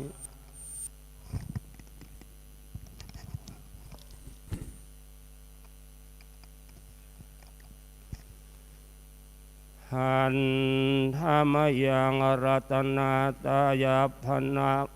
คณาพนาเจวาสังฆาปริกิตาพนา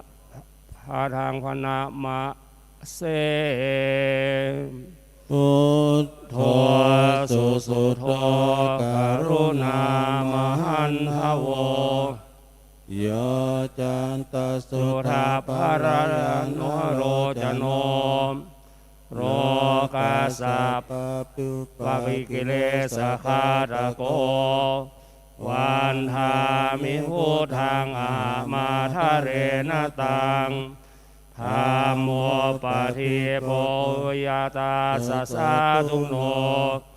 โยมาคามากามตาเพทะวินทะโกโรโกตโรโยตปะทัปปะทิปโนวันทามิธัมมังอามาทะเรนตังสังโฆสุขิตาภายาติเตสัญญิโตโยติทันนโดสุขตานุโพธโกโรราปะหิโนอริโยสุเมธโสวันทามิสังฆังอามาทะเรนตังอิเจวะเมกันตาภิปูชนายกังวัตถุตายังวันตาภิสังขตังปุญญังมายายังมามาสัพพุปัทวามาโหนโตเวตัสสะปะภาวะสิทธิยาเยนทะคาทะโลเกอุปันโนอะระหังสัมมาสัมพุทโธธัมโมจะเทสิโตนิยานิโกอุปัสสามิโนปารินิพพานิโกสัมโพธคามิสุทัปปะเวทิโตมายันตังธัมมาสุตวะเอวังชนามาชาติปิทุกขชาลาปิทุกขังนัมปิทุกขังโสกปาริเทวทุกขโทมนัสสุปายาสาปิทุกขาอาปิเยหิสัมปโยโคทุโคปิเยหิวิปโยโททุโคยามปิชังธนาติสัมปิทุกขังสังเขนิเรทานาคันธาสายยาทิทางรูปุปาทานขันโธเวทนุปาทานขันโธสัญญูปาทานขันโธสังขารุปาทานขันโธวิญญาณุปาทานขันโธเยสังปริยายาธรรมานุโสภะคะวาเอวังภะคะวะสาวะเกสุเอสุเอวังภะคะจัปปนัสสะภะคะวะโตสาวะเกสุอนุสาสเนลาภวัตติรูปังอนิจจังเวทนาอนิจจาสัญญาอนิจจาสังขาราอนิจจาวิญญาณังอนิจจังรูปังอนัตตาเวทนาอนัตตาสัญญาอนัตตาสังขาราอนัตตาวิญญาณังอนัตตาสัพเพสังขาราอนิจจาสัพเพธัมมาอนัตตาติเตมะยังโอตินังมหาชาติยาชลมลเนนะโสเกหิปาริเตเวหิทุเกหิโทมนัสเสหิอุปายาเสหิทุโคตินาทุกขปะเลตาอาเปวนามิมาสเกวลสัตตุกัตตันตะอันตะกิริยาปัญญาเยธาติเจละปารินิพุตัมปิตังภะคะวันตังอุติสะอรหันตังสัมมาสัมพุทธังสัทธะอาการัสสัมมาอนาการิยังปะปะจิตาตาสัมมิงภะคะวะติพระมัจจาริยังจลามาเอกุนังสิกขาสัสสิวะสมาปันนาตังโนพระมัจจาริยังอิมาสะเกวราสาตุกะขันตัสสะอันตะกิริยายาสังวัตตุติหันธรรมยังตังคณิกะปัจเวคขณะปะทางพนามา เสปฏิสังขายโยนิโสจิวรังปฏิเสวามิยาวะเทวสิตัสสะปฏิฆาตายะโอนหัสสะปฏิฆาตายะทังสัมมากัสสวะตาตาปัสสิลิงสัพพะสัมปัสสานังปฏิฆาตายะยาวะเทวะหิริโกปินาปฏิชาธนาทังปฏิสังปโยนิโสปินาปตังปฏิเสวามิเนวัตวายานามันทายานามันทานายานัมวิภูสนายายาวะเทวะอิมัสสกายาสติติยายาปนายาวิหิงสุปารติยาพรหมจาริยานุขหายาเยติปุรานันจะเวทานังปฏิหังคาเมนะวันจะเวทานังนาอุปเทสามิยาตาราจะเมภาวิสติอนาวัสตาจะภาสุวิหาโลจติปฏิสังขายโยนิโสเสนาสนังปฏิเสวามิยาวะเทวสิตัสสะปฏิฆาตายะโอนหัสสะปฏิฆาตายะทังสัมมากัสสวะตาตาปัสสิลิงสัมปัสสัมปัสสานังปฏิฆาตายะยาวะเทวะอุตุปาริสยวิโนทานังปฏิสันดานารามทังอาติสังขายโยนิโสกิลานาปัจจยเพสัสสะปาริกาลังปฏิเสวามิยาวะเทวะอุปันนานังวายาภาริกานังเวทนานังปฏิฆาตายะอาภยาปัชชาปรมัตถายาติหันธรรมยังธาโตปฏิกุระปัจเวคณะปะทังพนะมะเสยะธาปัจจยังภวตมานังธาตุมัตตเมเวตังยะทิตังจีวรังธาตุปะปุญจโกจะบุคาโลธาตุมัตตโกนิสัตโตนิสิโวสุญโยตาภานิปนะอิมานิจิวารานิอาทิกุจานิยานิอิมังปุติกายังปัตตวะอาติวิยจิกุจานิยานิจายันติยาธาปัจจยังปวัตตมานังธาตุมัตตเมเวตังยติตังพินทาปโตตาตุปะปุญจโกจะบุคาโลธาตุมัตตโกนิสัตโตนิจิโวสุญโยสัพโพปานายังปินทาปโตอาจิกุจานิโยอิมังปุติกายังปัตตวะอติวิยจิกุจานิโยจยันติยาธาปัจจยังภวตมานังธาตุมัตตเมเวตังยะติตังเสนาสนังธาตุปะปุญจโกจะบุคาโลธาตุมัตตโกนิสัตโตนิจิโวสุญโยสัพพานิปานะอิมานิเสนาสนานิอาจิกุจานิยานิอิมังปุติกายังปัตตวะอาติวิยจิกุจานิยานิจายันติยาธาปัจจยังภวตมานังธาตุมัตตเมเวตังยะติตังคีรานาปัจจยเพสัสสะปลิกาโลตาปุณมุญญาโคจะบุคาโลตาตุมัตตโกนิสัตโตนิจิโวสุญโยสัพโพปานายังกิลานาปัจจยเพสัสสะปริกาโลปัสสิกุชานิโยอิมังปุติกายังปัตตวะอติวิยติกุจานิโยนิยันติหันธรรมยังปฏิทานะคาทายโยพนะมะ เส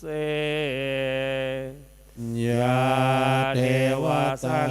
ติวิหารวาสินีทุเปคาเรโพธิคาเรตหิงตหิงตา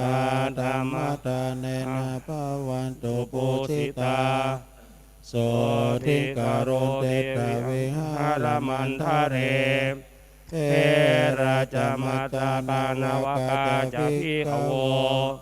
สารามิกาธานาปฏิอุปัสสกาขามาจะเทสานิขามาจะอิสราสาปานาภูตาสุกิตาภวันตุเตชาราโพธิเยปิอันดาสัมมาวาสังเสสาธาอาทาวะโวปาริกานิยานิกังธรรมวารังปฏิจจเตสาเพรุขัสสะการุณตุสังขยังหาตุจิรังสัตตังธัมโมธัมมัทธราจบุคคาราสังโฆโหตุสัมมาโควาตายาจาหิตายาจาระคันตุสัตตังธัมโมสัพเพมิธัมมจาริโนโวติสัมปะปุณายามาธรรมอริยปเวทิเตปัสสนาโหตุสัพเพปิปานิโนพุทธศาสเนสัมมาทารังปะเวชันโตกาเรเทโวปวาสตุโวติภาวานายาสัตตานังสามิทังเนทังเวทะเนมาตาปิตาจาราจังนิจังราคันโดยพุทธกังเอวังธรรมเมนราชาโนปัจจังราคันตุสัพพทานะโมเมสาภาพุทธานังภาวะติงสาวาลาลากาโนตันหังกาโลมหาวิโลเมทังกาโลมหายาโสสาลานังกาโรโอกาหิโตทิปังกาโรสุตินทาโรโกทันโยชานาปาโมโกมังกาโลปุริสัสสะโพสุมาโนสุมาโนเทโรเลวัตระเดวัฏฐานโนโสภิโตโอนาสัมปันโนอาโมมาตาสิจานุตัมโมปตุโมโรกาปโชโตนาราโทวาราสาราธิปารุมุตตาโลสัตตาสาโลสุเมโทกาปุคาโรสุชาโตสัพพาโลกาโคปิยาทัสสินาราสะโพอาทาทัสสิกาโมโนโตสิตาโตโตสิตาโตอาสัมโมโลเกติโสจาวาตาตังวาโลปุโสจาวาลาโตปุโตจานุปามุสิกิสัมปะหิโตสัทธาเวสะภูสุขากายโกกัตสันโตสัทธาวาโหโกนาคามาโนรานันสโหกัสสะโปสิริสัมปันโนโกตัมโมสกายาปุงคาวอัตเวสติเมพุเตอเมสัปปะตาอาทาวิสาติสังฆาตาอิเมพุทธามาหิติกาการุณาคุณสัมปันนาสัพพโลกาปิปุจิตาเอเตตัสสะภราพุทธาอุตตมาอาคาปุคาราติปิสังฆาคุณาอสุปิติเยอมตังปะตังเอเตปุตตาติตาจัมมังคลาโหติสัพพตาอัตเวติเมพุเทอาหังวันทามิสัพพตาเตสังญาเนนะสีเลนะกันติเมตตาภาเลนะจเตปิโนอนุรักขันโนอาโรคาเยนะสุเขนะจาตวิสติเมพุเตโยนะโลสารานังกาโตกัปปะเนสัตตาสหัสานิตุกันติโสนะกัสสติอัฏฐวิสติพุทธาปาริตังนะโมอะระหะโตสัมมาสัมพุทธัสสะมะเหสิโนนะโมอุตตมะธัมมัสสะสะวะคะตะ เตเนธานะโมมหาสังฆาสาปิวิสุทธาสีราทิติโนนะโมอมตายรัตสา สารตันนาตายาสสาธุกังนะโมโอมากาติตัสสะตัสสะวัตถุตายาสเปนะโมอวิคัจฉันโตโอปัฏฐาวานะโมกาลานุปเวนะสุวัติโหนตุสัพพทานะโมการัสสะเตเชนะทิมิโมหิเตสวาอาเสวนาจาภารานังบันทิตานันจะเสวนาปุจาจาปุชะนะโมตัมมังปฏิโรปาเทสาวะโสจะบุเพจักาตาอุญญาตาสัมมาปานิเทจะเอตัมมังคารามุตตมังพุทธาหุสาจะสัมมันจาวินาโยจะสุขิโตสุภาสิตาจายาเอตัมมังคารามุตตมังมาตาปิโตโอปาทานังคาราสสังฆโหอนาคุราจะกัมมันตาเอตัมมังคารามุตตมังอนันมาจาริยายาดากานันจะสังฆโหอนาวัจานิกัมมานิเอตัมมังคารามุตตมังอารติวิรติปะปะมาชะสัญญาโมอาปะมาโทจะธรรมิสุเอตัมมังคารามุตตมังคาราโวจานิวาโตจะสันตุเทจักะธรรมสาวนังเอตัมมังคารามุตตมังจะโสวาสสะตาสามานานันจะทัสสะนังกาชาเอตัมมังคารามุตตมังตาโพจาภามาจาริยัญจาริยสัจจานาทัสสะนังสัจจิเกริยาจาเอตัมมังคารามุตตมังพุทธัสสะโรกธรรมเมหิจิตตังยาสานากัมปติอาสุกังเวรจังเกมังเอตัมมังกาลมุตตมังเอตัมสาธิสานิกัตวนาสัพพะทาปารามาสิทาสัพพะทาโสทิงจันเตสังมังคารามุตตมันติมหามังคลาสุตายังกินจีวิตังอิทาวาหุราวาสักเขสุวายรัตนัมปานิตานานุสัมมังอาทิคาตาคาเตนะอิธัมเปพุเตรัตนังปานิตาเอเตนะสัจเจนะสุวัติโหนตุกายังเวลาขังอามาตังปานิตังพยาสกาสกายมุนิสมาหิโตนะเตนะธัมเมนะสมาธิกินจิธัมปิธัมเมรัตนังปานิตาเอเตนะสัจเจนะสุวัติโหนตุยังพุทธเสโตปาริวันนะเยสุกิงสมาธิมานันตาเลกันยัมมาโหสัมมาตินาเตนะสัมโมนาเวชติธัมปิธัมเมรัตนังปานิตาเอเตนะสัจเจนะสุวัติโหนตุเยภราธาปัสสะทาจัตตาริเอตันนิยุคานิโหติเตทักขินายาสุขดัสสะสาวกาเอเตสุตินันนิมหาภารานิอิธัมปิสังเขรัตานังปานิตาเอเตนะสัจเจนะสุวัติโหนตุเยสุปยุตตามานาสัตตะกามิโนโคตามาสัสสานามิเตปฏิปตาอามาตังวิคัยหารตามุทา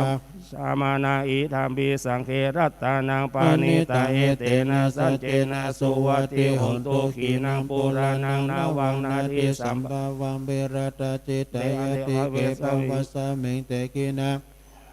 นิสันธานิพันติธีรายาทายัมปาทิโปหิธัมปิสังเขรัตานังปานิตาเอเตนะสัจเจนะสุวัติโหนตุเมตัญจะสัพพะโลกัสสะมิงมานาสัมภาวะเยอะปาริมานาโอดังอโดจติริยัญจะสัมปะทังอเวรังอาสาปะตังนิตัญจะลังนิสินโนวาสยาโนสัสสาวิคาตาเมโตเอตังสติอาทิทายัมพระมาเมตังวิหาราอิธามาหูดิติจานุปคัมปัฏฐะเนนะสัมปันโนกาเมสุวินายาเขตังมหิชาตุคาภาสยัมปุณะเรติติอนิยเมตังสุตังอาปะมาโนพุทโธอาปะมาโนธัมโมอาปะมาโนสังโฆปะมานะวันตานิสิริงสัพพะเนอะหิวิสิกาตาตาปาทิหุนานาภิสารภูมุสิกาการาเมลกากาตาเมปาริตปาติกัมมันตุพุทธานิโสหังนะโมภะคะวะโตนะโมสันต สัมมาสัมพุทธานันเต อิติปิโสภะคะวะอะระหังสัมมาสัมพุทโธวิจาจารณะสัมปันโนสุขโตโลกา วิโตอนุตตโลปุริส ธรรมสารทิสัทธาเทวามนุสสานังพุทโธภะคะวะติ สวากาโตภะคะวะ ตาธัมโมสันติทิโกอาการิโกเอหิปัสสิโกโอปนายิโกปัจจตังเวทิตัมโพวินโยหิติสุปฏิปันโนภะคะวะโตสาวกสังโฆ อุจุปฏิปันโน ภะคะสังโฆยายาปฏิปันโนภะคะวะโตสาวกสังโฆสามิจิปฏิปันโนภะคะวะโต สาวกสังโฆญาติตัง จตาริปุริสยุคานิอัฏฐาปุริสาภูคาราเอสาภะคะวะโต อาหุนายโยบาหุนาน าย ย โย โย กินายโยอัญชาริการะนิโยอนุตตรัง บุญญา เขตังโรกัสสา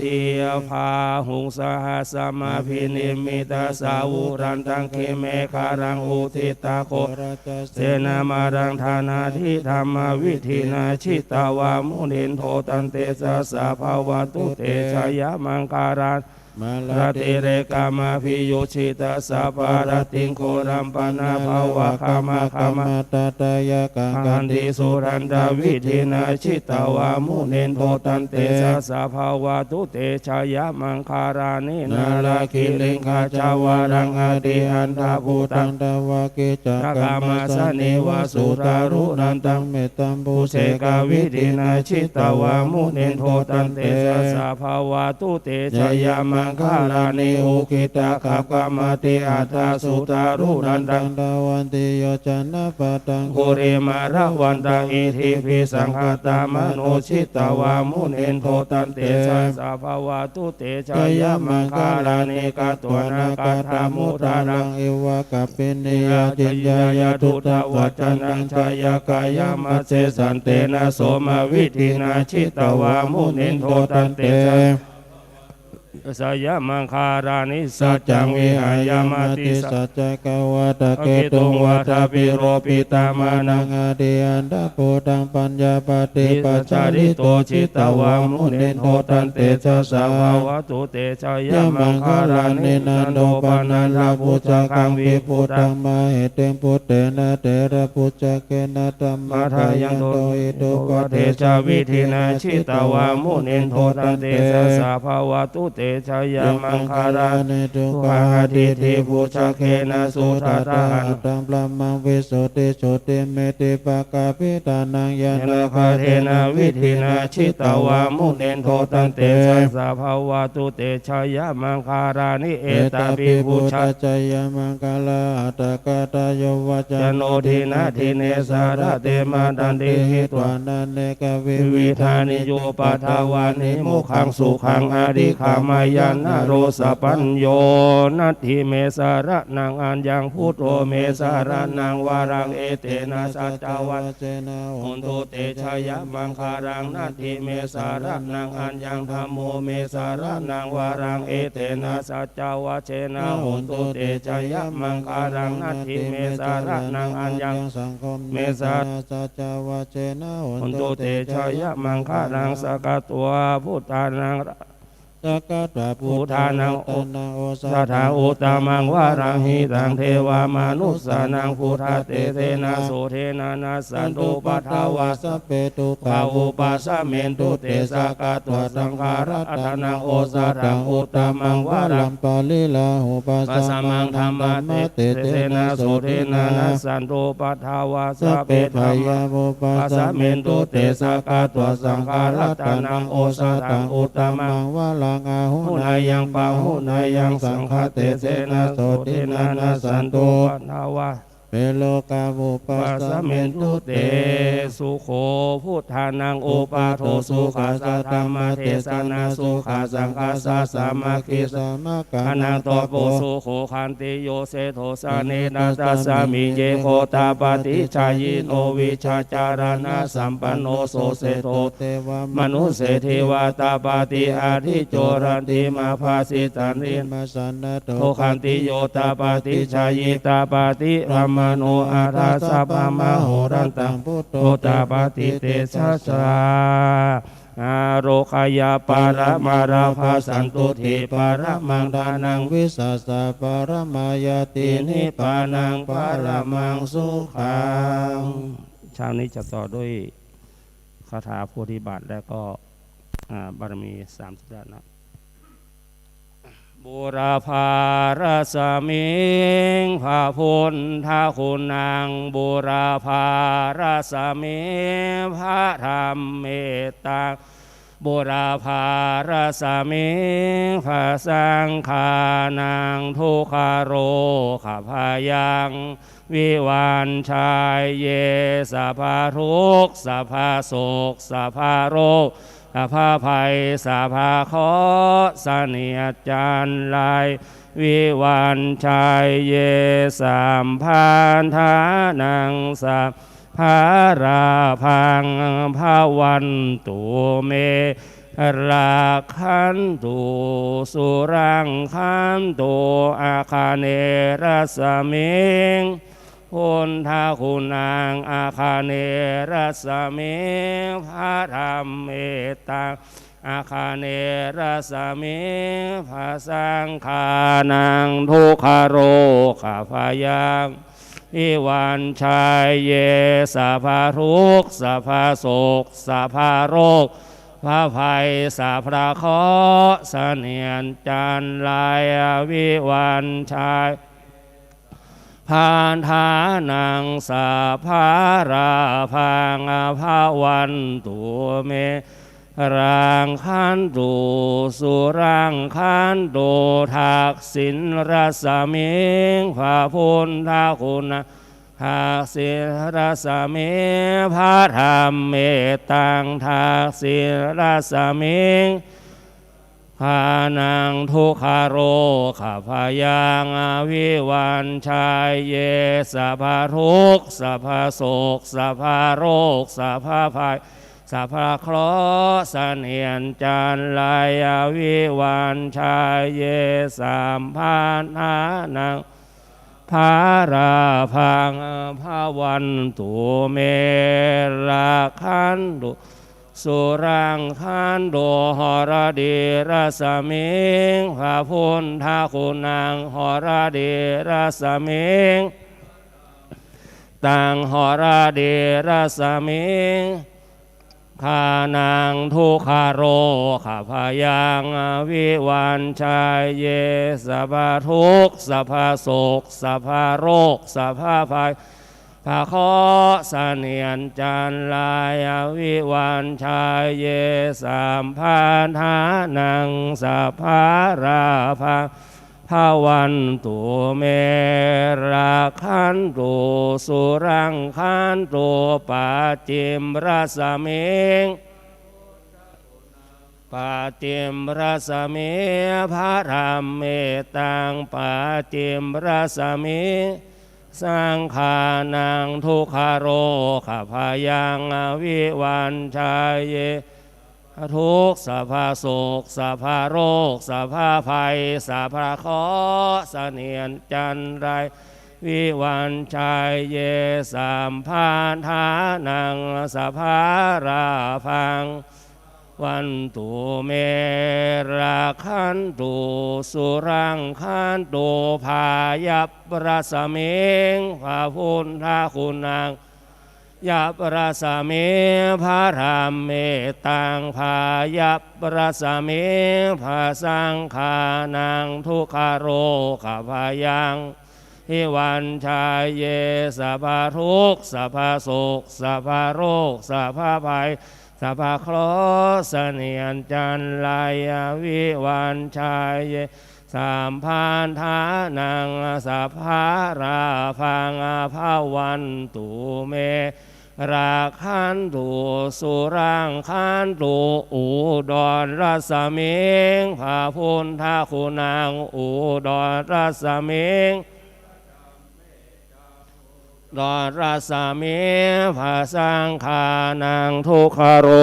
ขพายังนิวันชัยเยสัพพทุกข์สัพพโศกสัพพโรคสัพพภัยสัพพเคราะห์เ เนียนจันไรวิวานชัยเยสามพานทานังสัพราพังภาวันตุเมราคันตุสุรังคันตุอิสารสมิงพระพุทธคุณังอิสารสมิงเมตังอิสารสมิงพระสังฆานังทุกขโรขพายังเยสัพพะทุกข์สัพพะโศกสัพพะโรคสัพพะภัยสัพพะเคราะห์เสนียนจันไรอิวันชัยเยสามพานทานังสัพพาราพังอาภาวันตุเมรังคันตุสุรังคันตุอากาศรสมิงพระพุทธคุณังอากาศรัสมิพระธรรมเมตังอาการัสมิสังฆานังทุกขโรขพายังวิวันชัยเยสัพพะทุกข์สัพพะโศกสัพพะโรคสัพพะภัยสัพพะเคราะห์เสนียนจันไรพานทานังสัพพาราพังภาวันตุเม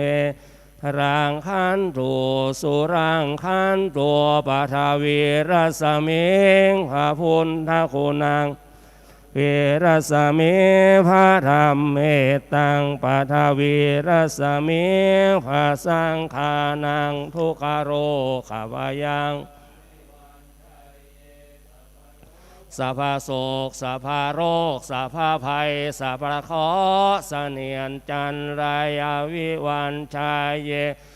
พานทานังสัพพาราพังภาวันตุเมราคันตุสุรังคันตุตานะปารมีสัมปันโนตานะอุปปารมีสัมปันโนตานะปรมัตถปารมีสัมปันโนเมตตาไมติกรุณามุทิตาอุเบกขาปารมีสัมปันโนอิติปิโสภะคะวาสีระปารมีสัมปันโนสีระอุปปารมีสัมปันโนสีระปรมัตถปารมีสัมปันโนเมตตา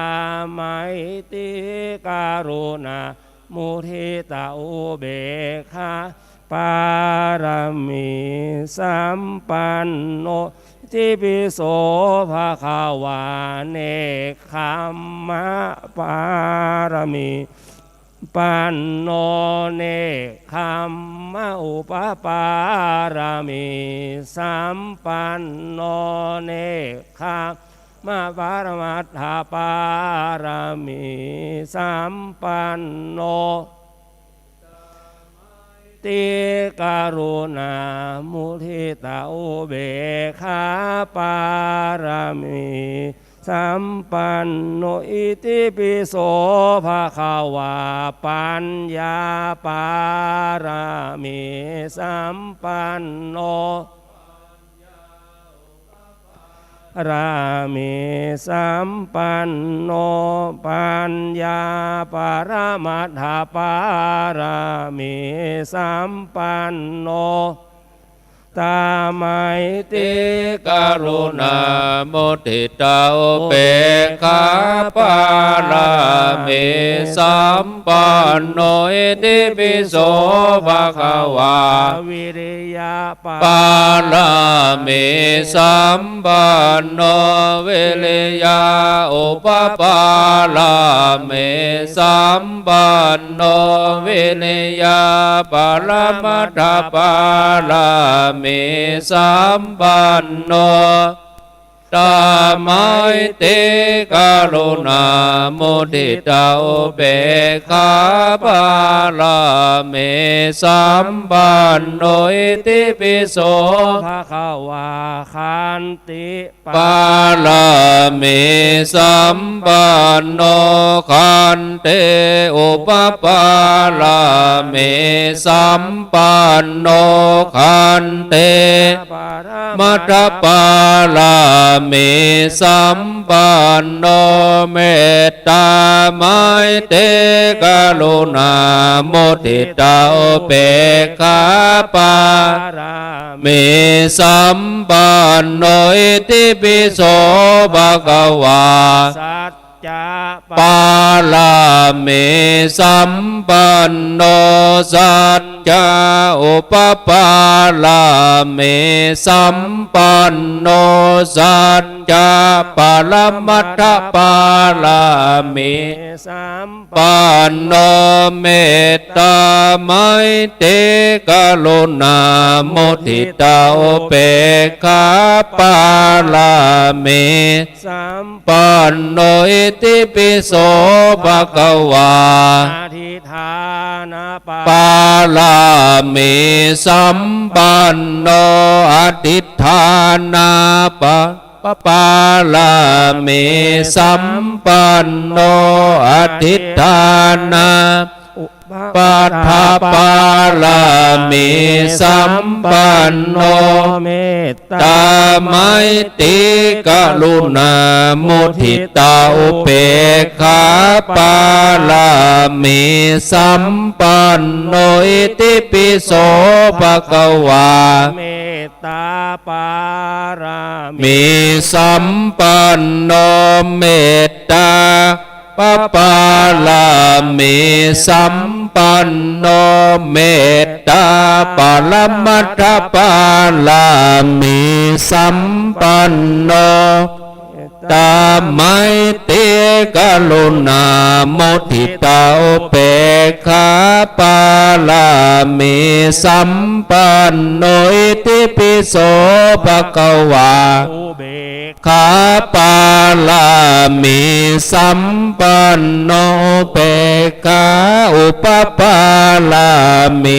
สัมปันโนเบกขาปรมัตถปาลาเมสัมปันโนตาไมตรีกรุณามุทิตาอุเบกขาปาลาเมสัมปันโนปิโสภะคะวาตัสสะปารามิสัมปันโนทัสสะอุปปาลามิสัมปันโนทัสสะปรมัตถปามิสัมปันโนมัตตาไมตรีกรุณามุทิตาอุเบกขา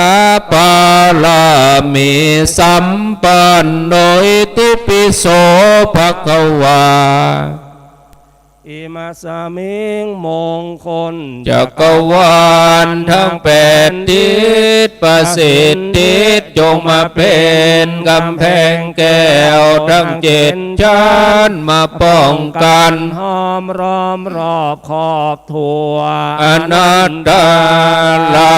จะเสมานาเขตเดสมันตาสัตโย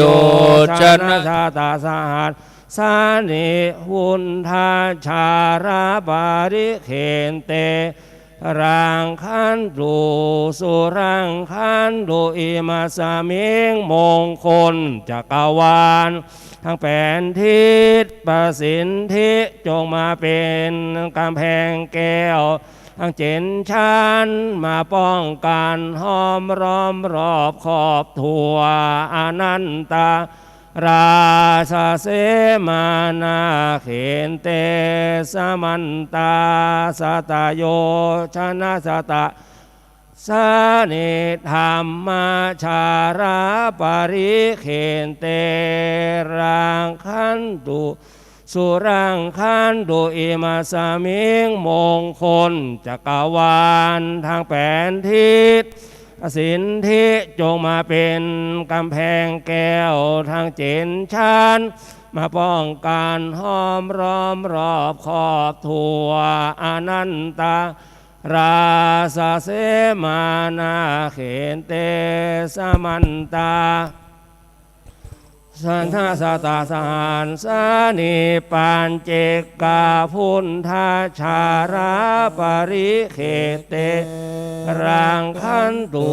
สุรังคันตุอิมาสมิงมงคลจักรวาลทางแผ่นทิศพระสินธิจงมาเป็นกำแพงแก้วทางเจนชันป้องกันห้อมล้อมรอบขอบทั่วอนันตาราสเสมานาเขสมันตาธนาตราสานิปังคาชาราปริเขเตราคันตุสุรังคันตุลำดับต่อจากนี้ไปก็ขอนิมนต์พระคุณเจ้าและศรัทธาญาติโยมทั้งหลายร่วมกันทำจิตภาวนาพอสมควรแก่เวลา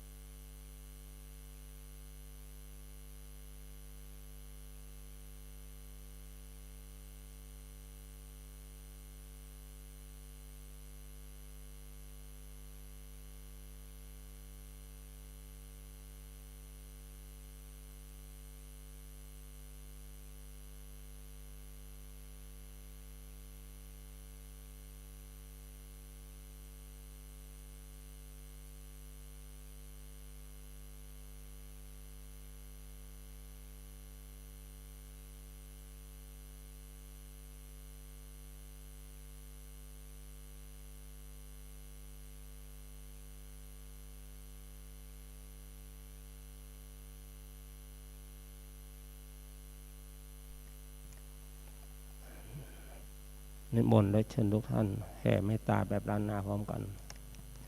อิตังตานากัมมังนิปานาปัจจโยโหนตุโน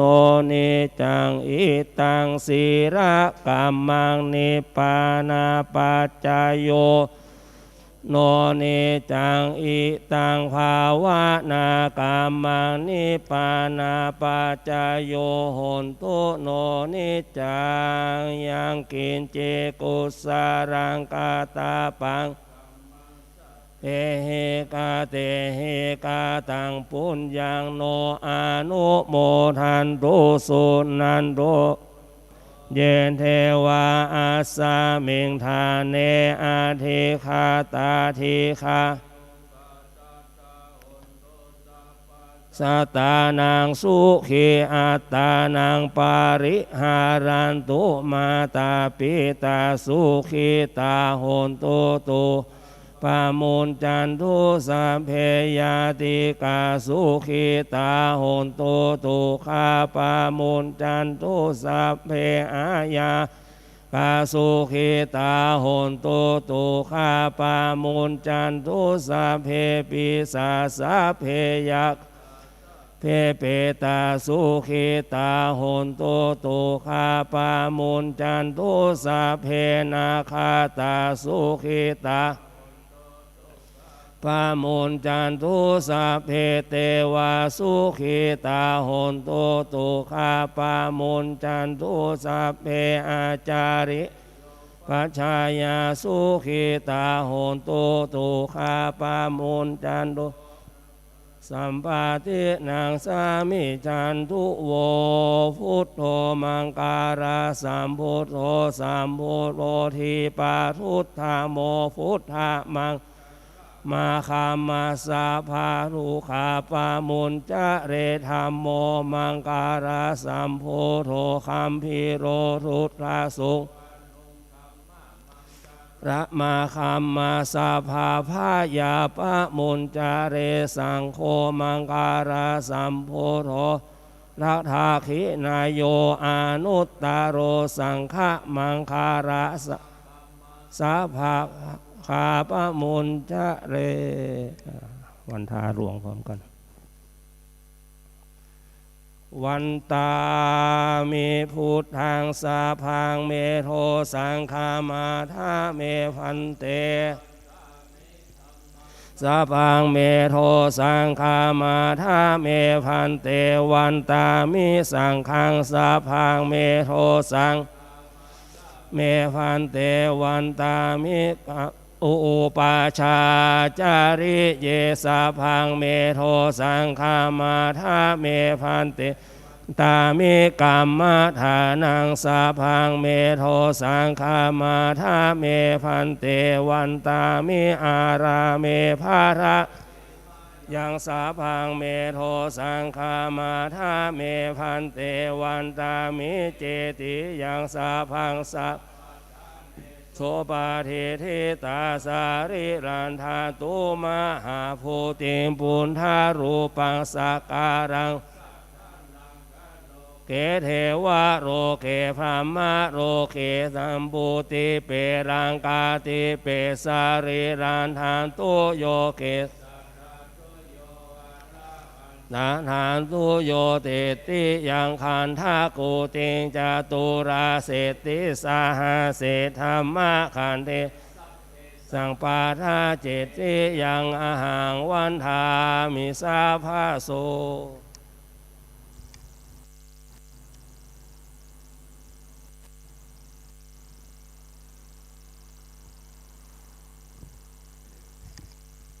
ต่อไปวันทาพระมหาเถระทั้งสองรูปนะครับวันตามิพันเตสาพังอาปาราทังคามาทาเมพันเตมยากะสามินาอนุโมทิตาพังสามินากาตังปุญญังไมหังทาทาพังสาธุอนุโมทา